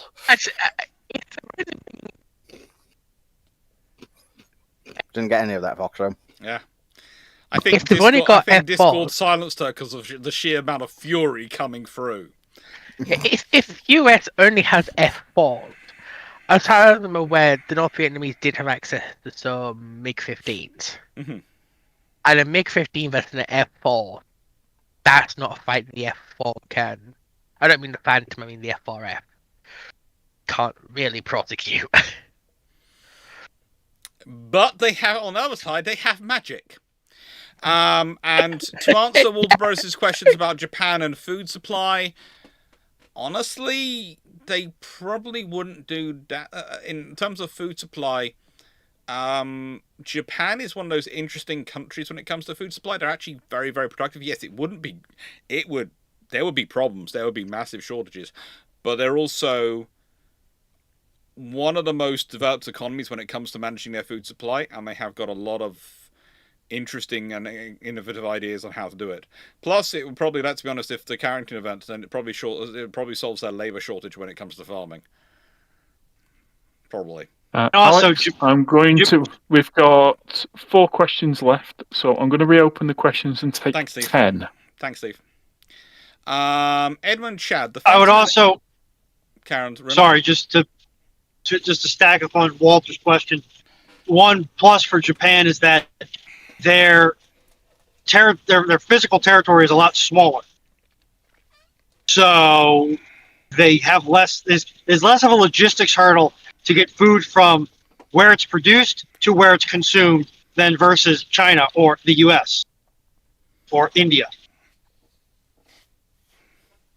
That's why I said what I said. Yeah. So it's an interesting question. The Phantom in the galley keeps folding napkins in swans. Is he a threat to my authority, or should I just give him a promotion to Chief Steward? Make him Chief Steward. Let's be honest. You give him a title bump with no pay raise. He is most modern companies' dream workforce. Literally will work for title, no pay required. Do it! Do it, my friend! Wrong.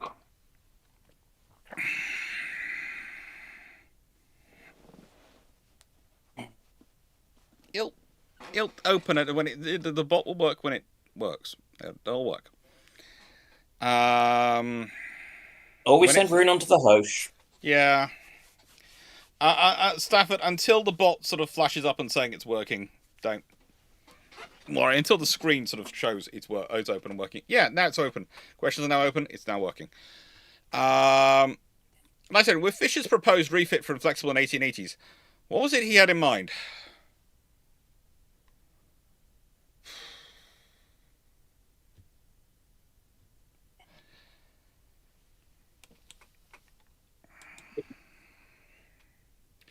Realistically, what he had in mind was a prototype of what would eventually turn into Renown. The Renown he built, and then would go on to various, that's the thing. That's his evolution. So people sometimes look at his earliest ideas and go, "That's him thinking about this." No, he's thinking about the next thing. The Renown is the thing he's going to when he's thinking about that, and then after Renown, it sort of starts to evolve, and because he does read a lot. Edmund Chad, they're offering me a final meal before the plank. Should I ask for a bowl of unopened unpopped popcorn so I go out with a bang when the sharks hit me? No. Don't be cruel to the wildlife. Go for something. For something in Isaac's way. If it's your final meal before you walk the plank and you want to cause trouble, ask for the finest meat. If they're going to give you your dream food before you walk the plank, make sure they have to give you the finest choices of food they have aboard, so you eat them so they don't get them. Be vindictive, my friend. Be vindictive. Also, you're walking the plank. What's going to pop the popcorn? The pressure of the sharks?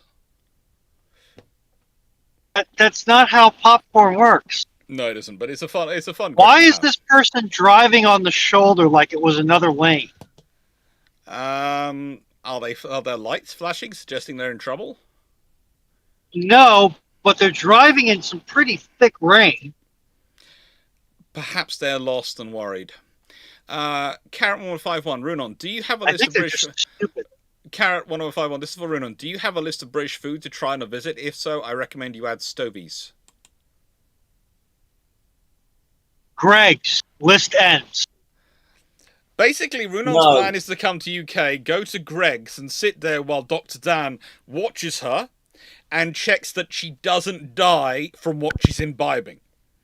Oh no, I'll make sure that she's definitely engaging in a game of Warhammer at the same time.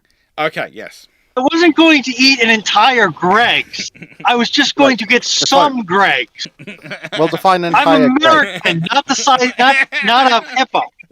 Now, because see, in the UK, Ronan.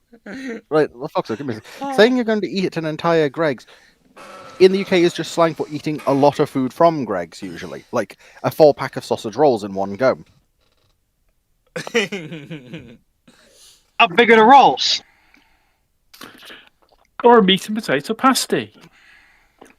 They're not that bad in size, actually.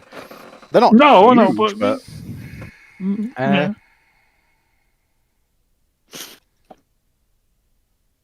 You'll be okay, Runon. Knight Greg's is a 6 good starter They're point. they're roughly what's called 140 mils long, according to certain things. Yeah, Yeah, but 9 inches all in length serious is now, not standard. Yeah, realistically, if you want I- a jumbo if- one, though. If you're going to have a Greg sausage roll, you have to have a jumbo. in all seriousness though, if I am coming to Europe You got- generally, If you and can't the eat it- UK silence, and the UK specifically, it is going to be 90% job search. What are the differences between Hawkins Designs AF? Various types of gun and mount, basically, and some power and size sort of differences. But realistically, there's a whole video on the channel called the Hawkins Class Cruisers, which does discuss it, I think, in part. Stafford, MacArthur is president and nukes North Korea. The follow-up president nukes North Vietnam. How does the world change in either case? The moment you start nuking people, other people might start getting involved with the nuking. Also, Wait, who nukes Vietnam? MacArthur becomes president and nukes North Korea. And the Okay, but who follow-up nukes Vietnam? Whoever follows That him- would be Kennedy. That would be whoever follows on from MacArthur in this scenario. Although, in a nice way, if MacArthur becomes president after Roosevelt, Truman. no, because in this scenario, I think in this scenario we talked about when MacArthur became president, it would be with Roosevelt retiring in '48. So instead of Truman running as president, Truman would be running as former vice president, and MacArthur would stand against him. MacArthur might well win that. In which case, MacArthur could get elected president. If MacArthur's elected president, he might well order the nuking of North Korea because he's that nuts. When it comes to nuclear weapons at that time. And I also don't see MacArthur letting through anything which limits his terms, so he could end up doing 3 terms. Which, interestingly enough, would put him, take him from 1948 to 1960. So whoever follows small him. point. Yeah? Small point of order. If there is the will in Congress to limit the presidency to 2 terms, there is literally nothing MacArthur can do legally to stop it. The thing is, the phrase you use there is legally. Yes, well, I said what I said and I stand by it. And the thing is, a lot of the stuff was done because of Roosevelt, after Roosevelt, when they saw Truman getting into position. If Roosevelt has gone in '48 and retired, and then MacArthur's been elected, it's going to change things enough. It'll be an interesting scenario to see what happens. The thing is, though, if America starts using nukes to win their wars, their small wars, then Russia and other nations might do the same. For example, the Brits might decide to, I don't know, nuke a section of Malaya when they are fighting the insurgency. I don't know. It might be considered the precedent. Oh, you can use nuclear weapons to settle these conflicts. All I would say is that's going. I would myself think after the first use of nukes in North Korea, there would be a lot of work and a lot of very quick, heavy work by a lot of international partners to either for more countries to get nuclear weapons, because it's going to be very hard to stop nuclear proliferation, or to put forward a treaty that you don't use nuclear weapons as a tactical weapon system. Oh God, India, Pakistan, but they got nuclear weapons in the 70s. Yeah. And they're willing to use them. Yeah. Oh, good. I'm more worried about another country that potentially has nuclear weapons. You don't think South Africa will Belka itself, do you? No, I'm not thinking of South Africa. Israel or Taiwan? No, I'm thinking of North Korea, but okay. Oh, well, in this paradigm, North Korea glows and has a lot of funny-looking kids. So North Korea is It's kind of basically a Yeah. way, North Korea is the section which is now part of South Korea and the radiation belt. Well, yeah, it's an irradiated wasteland, isn't it? It'll be the radiated belt wasteland which borders China. And also there'll be the fact the large amount of Chinese troops which will be caught, because basically wanted to use the nukes to stop the Chinese interfering. So he was basically planning on hitting North Korea and parts of China. So North Korea is where we get the Death Claw from, because that's where the big irradiated wasteland will be. Well, that depends on whether you think the Death Claw came about because of the radiation, or Death Claw came about because of a load of biological warfare research carried out by the American government pre the retaking of Alaska. why is this Bruship so Fallout flavored? I have no idea, and what's really fun is the fact that I haven't watched either the Fallout television series or played Fallout in about 15 years. Would this be a good time to point out that me and Foxo were playing Old World Blues earlier while doing the Bruships at the same time, which is on Fallout mod for Hearts of Iron, so it's even more Fallout themed. Oh, cool. Yeah, I was playing as George Washington, recruited as an AI who was a Canadian nationalist fighting for Canadian independence against the Americans.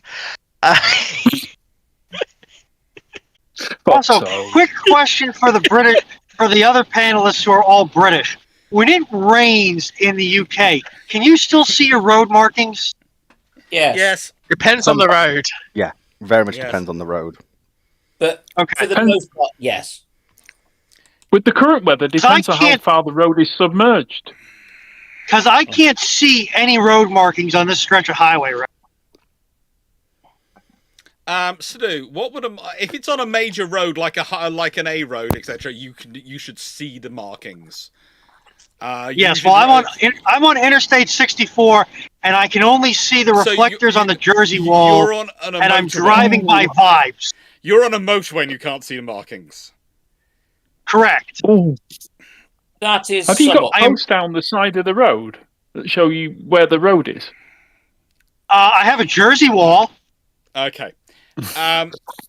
Sadu, Drive carefully. what would a modern quad turret be like? It depends on what gun you're talking about. If you're talking about a large caliber weapon, something 6-inch, 5-inch, 6-inch, or something like that, it's probably going to still be a spread line if you've got a quad turret. But if you are talking about something which is smaller, potentially you could do some very fancy arrangements. I did see an engineering design study put together by a PhD student. Now, this is a PhD student doing their PhD in mechanical engineering. And they put together a design study. And they are now employed, by the way, by a certain UK-based defence manufacturer for a quad rotating 3-inch gun, which had 4 3-inch barrels, and they were rotating kind of like the Phalanx gun system does. Oh, cool! The guy beat me to my idea. They now work. That's For BAE. You can say it. They work for BAE. Yeah, There's they really only one. I did tell them they should actually have gone and worked for Otto Breda, but because then the Italians would probably have seen that and gone, let us build this. Let us build this masterpiece. Let us scale this up to 5-inch. I still want to see somebody do it in 16. Oh, good lord! Then that's beyond They- our metallurgical science. They are the inheritors of Vickers. It will be 14 inch.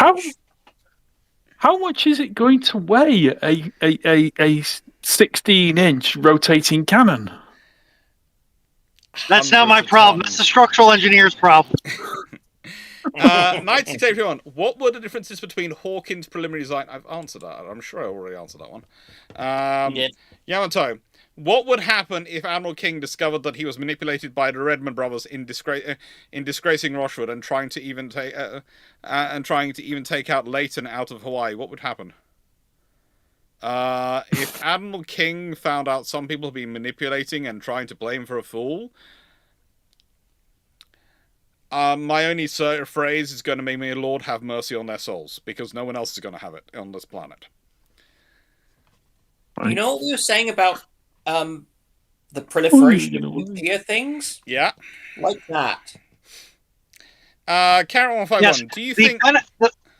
Karen? The Pentagon will not exist because there will be a significant crater around the Navy, the CNO's office in D.C. that will preclude the construction of the Pentagon. Karen 151, do you think with all these odd questions on YouTube, it has driven you to expand your knowledge? Yes, but also I have been helped by the fact that I am a bit of a random geek. And I've always had sort of a random brain and been studying stuff, so yeah, it does help by that. Basically, yeah, Yamato, that question is, if Admiral King discovers he's being manipulated by people, Lord help their souls. Lord help their souls. You know, I should really try to get the proper version of this. I need to channel my.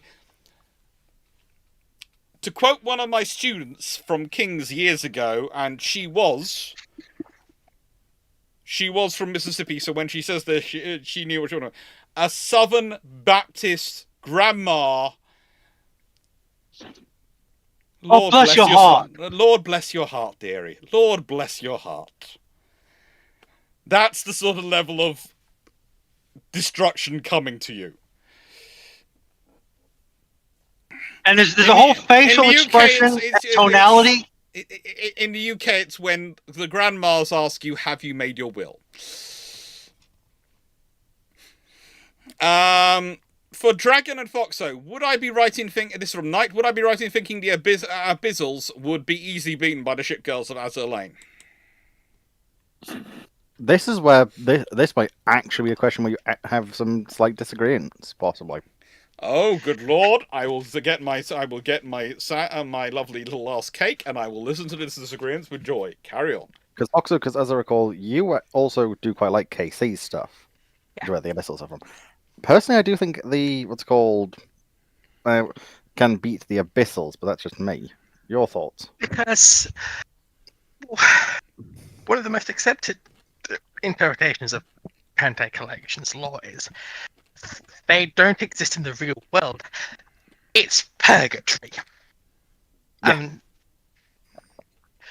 And it's an endless fight because in Pantai Collection, ship girls aren't the ship, they're the souls of the ship. Which is why there's no ships beyond a certain date. And they're fighting basically themselves. Because ship girls are the idealized / rose-tinted glasses view on history in the ship. The Abyssals are based off the realities and the dark side of what those ships did, if that makes sense. And the Abyssals in particular, when you look beyond the surface, get very Lovecraftian very quickly. I'll let Dragon. But my counterpoint would be also know the same is true for ship girls from Azure Lane. We know that some of their powers get very funky, especially considering now some of these ship kills are from alternative timelines, or in some cases from the future. They're the same ship. It's just we've now been given this is what's happened in this version. Now, mostly that comes down mostly with meta stuff, but Yeah. now with God. I got when I was drinking. Now you're right, because in Azure Lane, they are the collective, almost consciousness of humanity of what they think of that ship. So you could make the argument they don't have souls. Unless we're going Warhammer on it, and then where all of a sudden they've now had a soul generated for them. Heresy. So theoretically speaking, most of the weird stuff for the Abyssals would not be able to affect the ship girls in the same way. But the Abyss is also an endless pod of pretty much every idea and concept humanity's ever had about a boat. So it's the warp. Yeah. Okay. And the lesser abyssals are basically infinite. But By they are also fighting them, fodder. you create more of them. Yes, but some of the Okay. Azure Lane, most of the Azure Lane ships can just look at them and they explode. Yeah. Okay. But that creates more of them.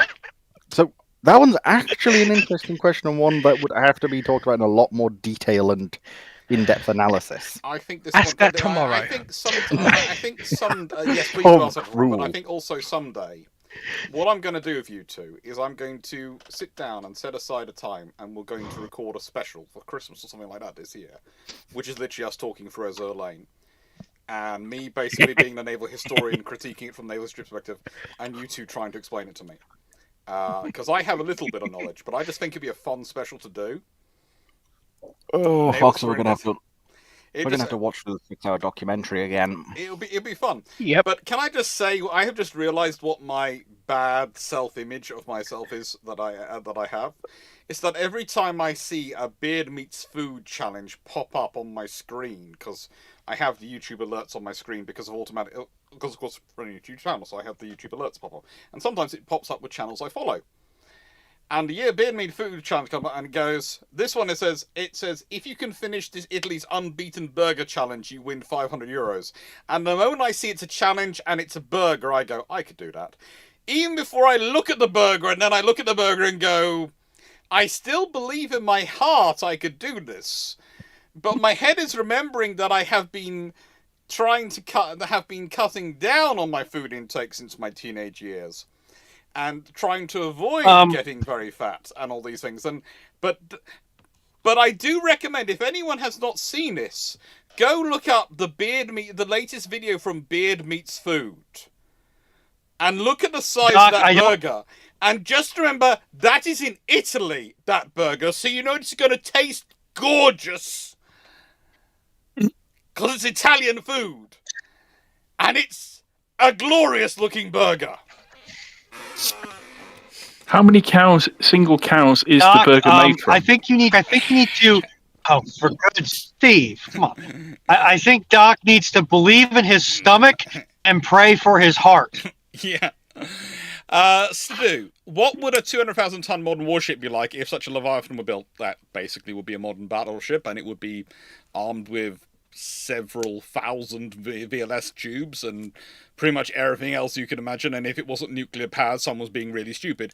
And if it was a 200,000-ton carrier, honestly, I think once you're sort of getting these things to 200,000 tons, I think you're talking about a space-based unit almost.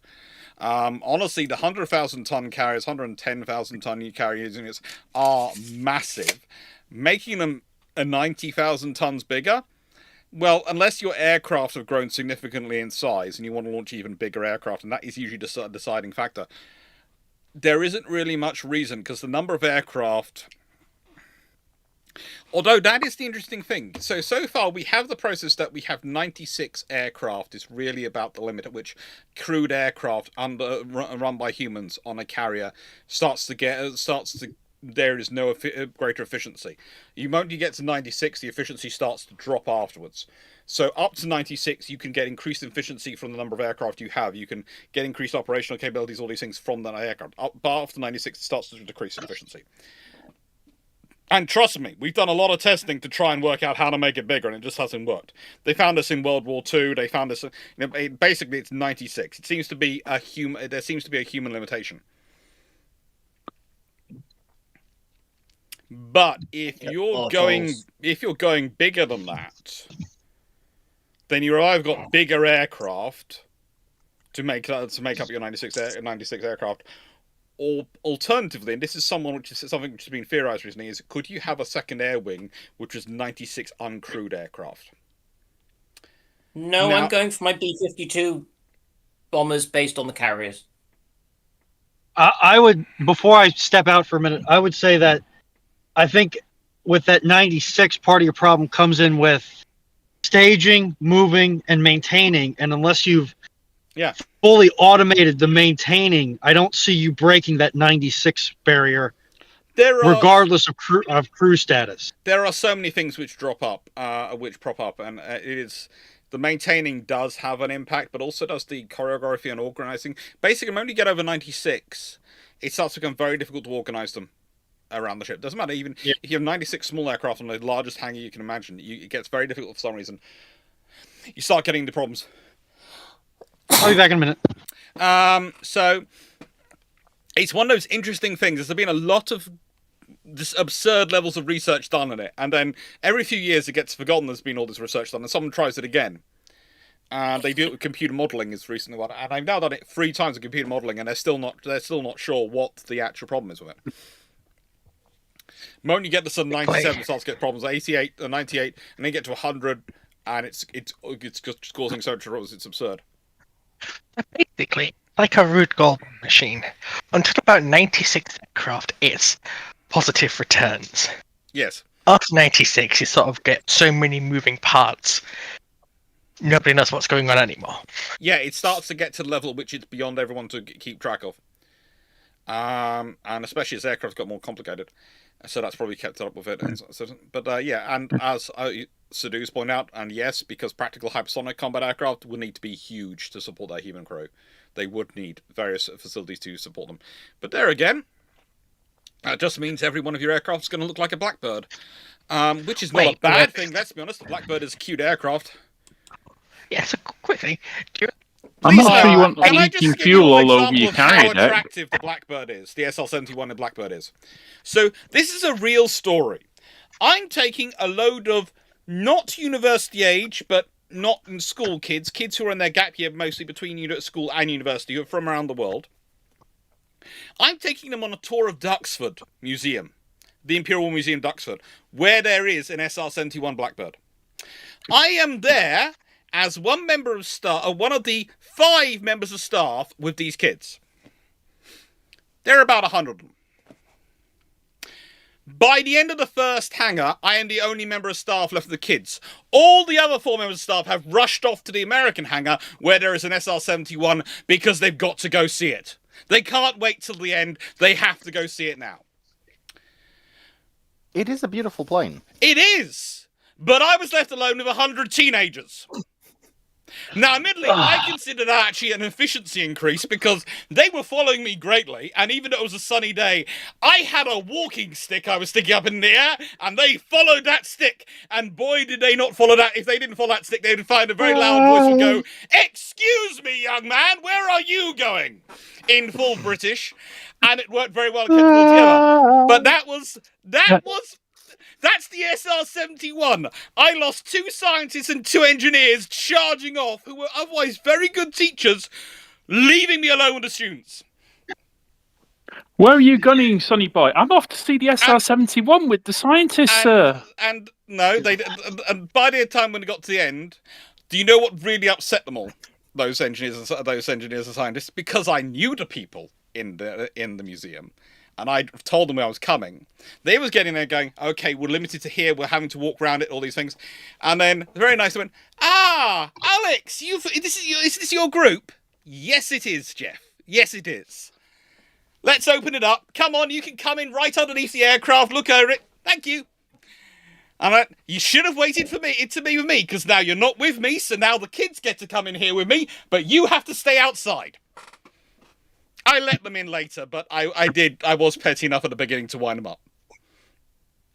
I would say the limitations of the SR-71 is: do you want all that jet fuel, all over special jet fuel, all over your aircraft carrier because the fuel tanks leak? I wasn't wearing a bowler cap. I was wearing my usual. I have to admit it. My usual baseball cap. Yeah. No. I was saying the fuel on the SR-71's fuel tanks leak. Oh, it does. It's beautiful. Really badly on the ground. It's on the ground. Yeah. It leaks. But it only becomes a beautiful aircraft when it's up in the air. It's something you have to imagine. When it heats up. And let's put it this way: the thing was, I told my students from my group, that if they stayed with me, that was what they'd be able to go underneath the SR-71 at the end. But they had to stay with me because they had to stick with me for it, because I'd gotten it organised. And they told the other kids, so that's why the kids were all staying with me. Because they knew if they stayed with me, they got to get very close to the SR-71. The teachers hadn't listened. In typical tutor version, they hadn't listened. And I went, it was fun. Duxford is a really good museum to go. Oh, it is. And the people that are there are so nice. I've seriously made far too many friends over the years in Duxford. Yeah. Yeah. Duxford had this 1 cubic foot piece of Tirpitz's armour. And the bow of X7. Yeah, by the way, you can go and find more of that armour and a lot more of other interesting things if you go to the museum in Norway. In Narvik. The museum in Narvik is full of all sorts of fun stuff. But I was saying, they've also got the bow of X7 at Duxford. They've also got what's called miniature, one of the German midget subs. The really, really, really small ones. Oh, Knight 6831. The mole, can't pronounce it. Let's move on to the next question. Knight 6831. So, what do we know about the Vickers Armstrong missile cruiser design from 1952? Basically, this is where and Dragon, are you keeping control of Foxo? Unfortunately. Because this is the only design, as I know, that exists that is a British ship which is designed to take the Talos missile system. Oh. Go on. Down. But actual designs of it are very difficult to find, and there's this debate as to whether it's based on the Arafusa hull lineage or the Town class hull lineage. I would assume the Town class lineage. I would assume so, but you have to remember, Vickers were the ones who were the most obsessed with the Arafusa and Dido class lineage, the hull lineage. But it's a volume question for the ship. It's 1952, and they were putting together some interesting ideas. But so far, I don't think many people have actually got. There have been some basic diagrams found, but no one's found an actual proper diagram to work out the answer. Proper drawings. There again, though, someone does live close enough to where quite a lot of the Vickers Armstrong archive is to help us find us out, don't they, Foxo? Do you know how hard it is to use their online catalogue to try and find anything? Like, you have to book ahead of time, and you have to select what you would like to get out. Fair enough. Perfectly reasonable. But your system is so backwards to try and actually find any information on it. Yeah, are you going to learn this? No. Let me finish rant here, folks. I'll search one term one time, get a result. Then when I go back to it, 5-10 minutes later, search the exact same term again. That result's gone. Yes. Doc, does the British? Shush. No. Shush. But Dragon doesn't want to learn this system. He wants to run off to York to learn about these icky thing called trains. And he hasn't quite learned that coastal freight is better than trains. Didn't you force me to go down to York that time? The third time, yes. Not the second time. No, that was a different friend who forced me. But have you been to the new section which is open at York? Which one? The new they've rebuilt and reopened one of the display sections in York Museum. Nope, they closed it again. Oh, I saw it in January. Didn't see it in this month though. But yeah, yeah. Which museum in York are you talking about? National Rail Museum. The Icky Train one. Ah, right, okay. Hey, look, a nicest hotel to stay in York is the York Railway Hotel. The one right next to the train station. That is a lovely hotel to stay at. And I know this because I've stayed there plenty of times. Because every time we stayed there, my dad managed to break his chair. In the dining room. Yeah, I kid you not, it happened about 2-3 times. He would sit down, he sat down on a chair in the dining room, and the chair collapsed underneath him. And at a certain point, we wondered if the manager was actually planning it, because he wanted him to come back. Because what happened was, he went there, and it happened once, and he got a free trip for us to go up there, because as compensation, he said, oh, well, come back again, we'll give you a good time. It happened again while we were there. So we got invited and came back, and we got into their best suite. We got given the 2 best suites, and for the family, and it was lovely. And we were there for the Jorvik Festival and all these things, and it was brilliant. It was beautiful. And on the last night, my dad sat down, had a chair, just a normal chair in the dining room for dinner. We were going to have. He was looking forward to dinner, and literally, klugunk. Which year was this of the Jorvik Festival, Alex? Huh? Which year was this of the Jorvik Festival? It would have been 1993, 1994. To ask my question... Yeah, okay. You just missed me then, because I used to be going about 92. I would have been about 6 at a time. I don't know if I'd have been a good conversationalist. I'd have tried. I'd have been stood there as a hairy Viking.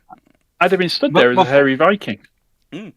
Before I was so rudely cut off by Foxo, does the British government practice classification by obscurity? Yes. Yes. We haven't technically classified it, but we've made the information such a pain in the butt to get to that we might as well have. It would do the exact same thing. Bruno, the famous example of tube alloys, which was the British nuclear program, wasn't particularly heavily classified. Nobody wanted to look into a new set of tube alloys for piping. Castellan, if Italy pieces out in 1941, did the Allies invade Greece in 1943? Depends when they peace out. If they peace out early enough in 1941, that's going to have a massive impact on Malaya and all those things. There's an interesting conversation going on about, the fall of Burma and all these things and the timeline around them. Realistically, it's one of those interesting pieces of history to get into, because if you don't have Italy, if you don't have the Mediterranean campaign going on after 1941, if it stops early enough in 1941, a huge amount of resources get sent elsewhere. Because you also don't have the North Africa campaign. I would just like to find out... You have so many resources freed up, and... What's going to cause Italy to come to the table in 41? Fat Boy, Fun Boy, less improved World War II edition of the Italian World War II edition dying? Or if they get kicked out of North Africa and East Africa, there is a reasonable, and if they've had more losses in Greece and things, and possibly a failed invasion of Malta, all of which are entirely plausible, in my opinion. I could see him falling. The other scenario I could see is if literally HMS Eagle takes part in the Taranto raid, because that's probably enough swordfish now involved that it's going to raise the losses just that bit high enough. It was touch and go as it was. But if you have more damage done to those ships by more, you have more swordfish involved. Basically, if you have Eagle involved, you double the number of swordfish. You will have close to 48 swordfish involved if you have Eagle along with Illustrious. And that would be an interesting capability. Because their plan was already to take some from land-based units to bulk up their numbers. And what they did was Eagle wasn't there, so they just took the 824 from Eagle, the personnel from Eagle, and put them on Illustrious with their aircraft to bulk up Illustrious's to Dat Strike Group to 24. Well, they would have just done that with some of the land-based Swordfish. And so Eagle and Illustrious would have both taken 24, and that's 48 Swordfish going in. That, yeah. Right, we're on the And what- final question. It is 5 to- minutes to midnight. And Dan has to go. So what do you want to do? I'm going to go as well. I think we're going to finish at midnight because Right. the reason I'm finishing at midnight is because tomorrow, and this is I have this fun, I'm getting all the electricity and water turned off again. Yay! Isn't that fun. lovely? Congratulations. Yay. Congratulations. Eddie Rudolph, how does local area like an enclosed sea affect the design of a navy like the Swedish and Austrian Hungarian Navy? It usually changes what types of ships they want to get. If you're dealing with a more enclosed area, you might well get smaller ships because you want to make the most out of the ship area, but also you've got less area to hide it in if it's a big ship. The thing is, big ships make sense when you've got to cover big distances. And this is the other point I'm making about the Ukraine. I keep making about the Ukraine war, but people don't always listen to me. Is the Black Sea is not the largest sea in the world by a long margin. It's a big space, but it's not. And the thing is, the distances, especially between Ukraine and Russia, are right next to each other, which means for command and control and organization and weather mapping and all these things, it's simplified. It's not easy. It's simplified. Versus if you were doing from America to China across the Pacific, or America to Russia across the Atlantic, or across the Pacific, even though technically you've got the Alaskan Straits, but leave it at the Bering Straits, but leave it to one side. The reality is distance usually requires larger ships, because it usually requires you carry more spare parts to be self-sustaining. You're going to be operating for longer away, and the moment you're operating for a greater distance further away, it's more likely you're going to need a bigger crew. Bigger crew generates needs like medical personnel, which drives that crew up even bigger. You've got more maintenance of the ship, all these things to make it self-sustaining a distance. All these things grow things. I have one question just to round off, if that's okay. Yeah. Just whilst I have you.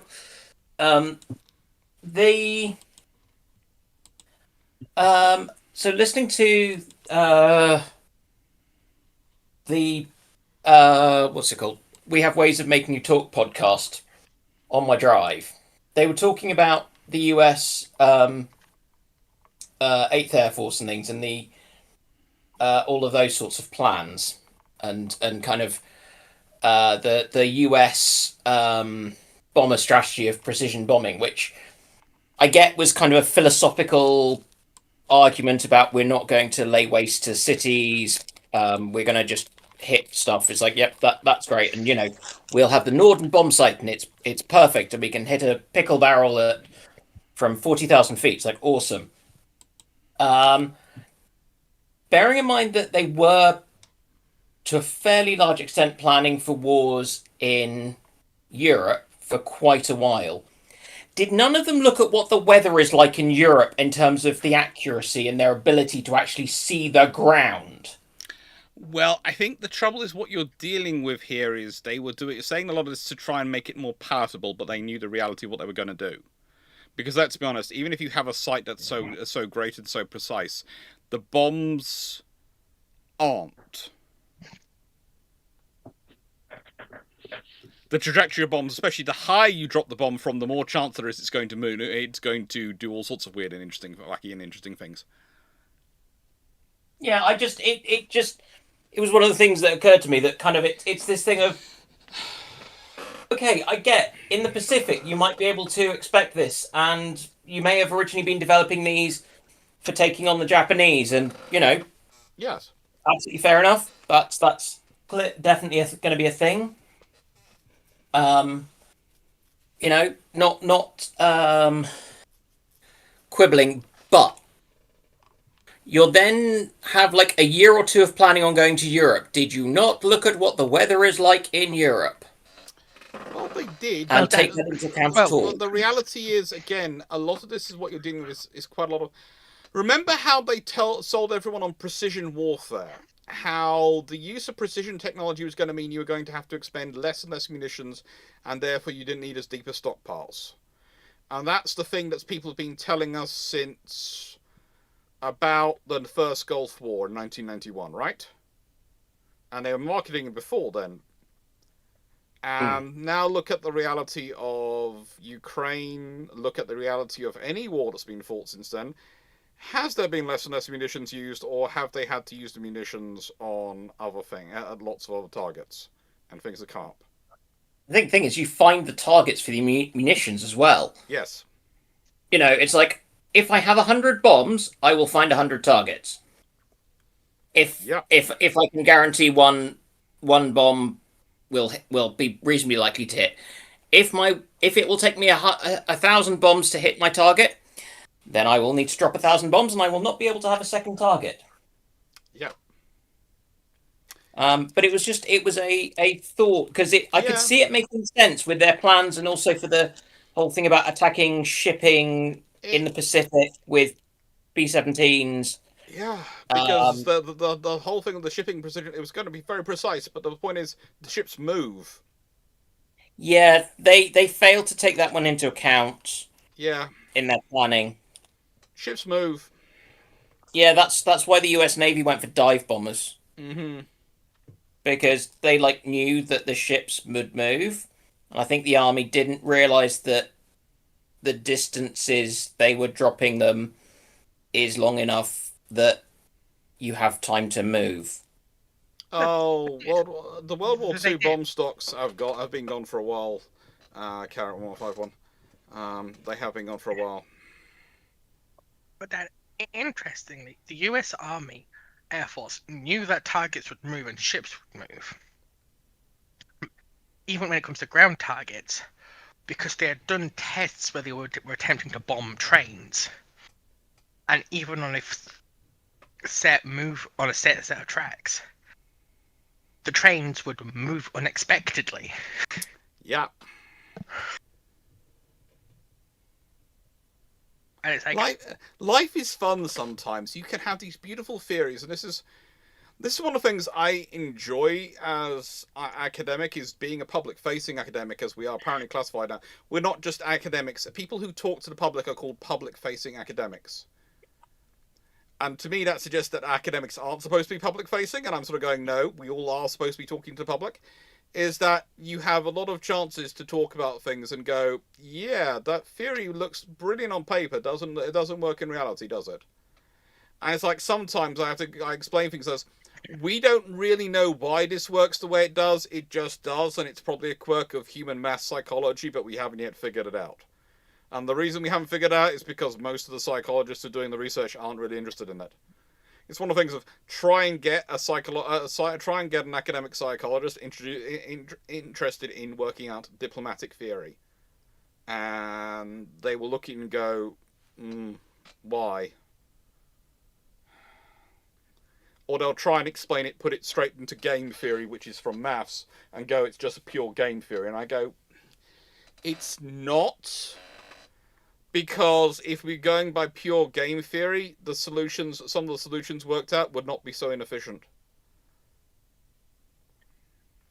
It's the emotional component to game theory. It's game theory with emotions. Yeah, and that's the trouble, and that's the psychology that. But yeah, I have this one. There are a couple. Please note, there are some. I know I have to get comments from people going, but this person works at it. Yes, there are a couple. But they are very few and far between. It's fun as the thing is, in all areas of research, there are sexy areas and there are large amounts of unsexy areas, and people will tend to concentrate on the sexy areas because that's where the funding is. And this is one of the reasons why I do history the way I do, where I do the YouTube channel, and I basically treat Patreon and YouTube as my research funding. And that's how I work it. You all fund my research.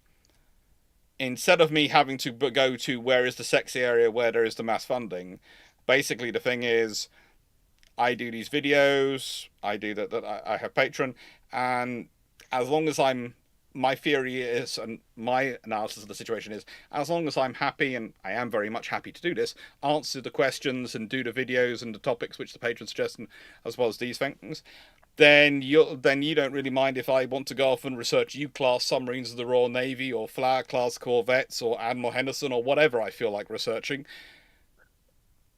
because that's fine. And I don't have to go, oh, well, currently all the research funding at the moment. I will say this in naval history: if you want research funding for your history, you want to be looking at Age of Sail. That's where all the research funding at the moment is. It's all Age of Sail stuff. So expect to see a whole load of books coming out in a couple of years' time, which are Age of Sail. And you'll go, wow, there's been a real resurgence of Age of Sail. That's because that's where all the funding is about. All the funding is on Age of Sail. There is going to be a huge amount of work coming out on Robert Peel and various other early British prime ministers and their approaches to navies and how they use naval diplomacy. Why? Because there's a huge amount of funding going in that direction. I have no idea why, but that's where the money's going. The Robert Peel Society says they have nothing to do with it. Peel Society is more focused on the police than it is about Navy. Ah, yes, but he also used the Navy for a few things as well. Anyway. Yes, you think of the Peel, you think of the Peel Towers and what would become the Metropolitan Police. Mm-hmm. Or, as my history teacher called them, the Peelies. But that's the fun thing. As I said, I am a public-facing academic. I am someone who believes in talking to the public, and that makes me weird. Well, as an yes, academic. but I say that because I have to work with the public periodically, and yeah. Well, yeah, I always find it funny every time, and you were there with me for the last one when we went to King's. Is the amount of times I make first go, how do you get so many people coming to your talks? I advertise them. I tell people I'm doing them. I bribe them with pizza. And usually I'm the one getting bought the pizza after me at the end, usually because I've got so many people there. But it's when you realise that, and this is going to sound egotistical, but it shouldn't be, because it isn't many. My talks, when I go and give the talks I gave for the Lawton unit, and I love doing them, are some of the ones which get quite a large number of the people who come over the year, and are quite a large source of new recruits, of new people to the list who are going to be interested in future courses. You sit there and go, I like doing this, I'm happy to do this but I'm not that high profile or famous by any stretch of the imagination. I should not be the one drawing in the crowds. June, I can talk about the June talk out of the middle of the week. It's going to be advertised about the middle of the week. But it's I will give you this one. It's the Britain and War magazine who are organising the Britain and War, and it's a really cool stuff, and lots of stuff is going to come there. So go look at them. They're doing a lot of really cool things. It's not a PR. Literally, it's not a PR campaign. I literally put out tweets and go, "I'm going to be here. If people want to come, please come." That's not a PR campaign. If that does count as a PR campaign today, that is terrible. That suggests there has been a real dip in PR. It is a PR campaign from the viewpoint of those who benefit from it being a PR campaign. Yeah. I know. With that all being Karen Foxer.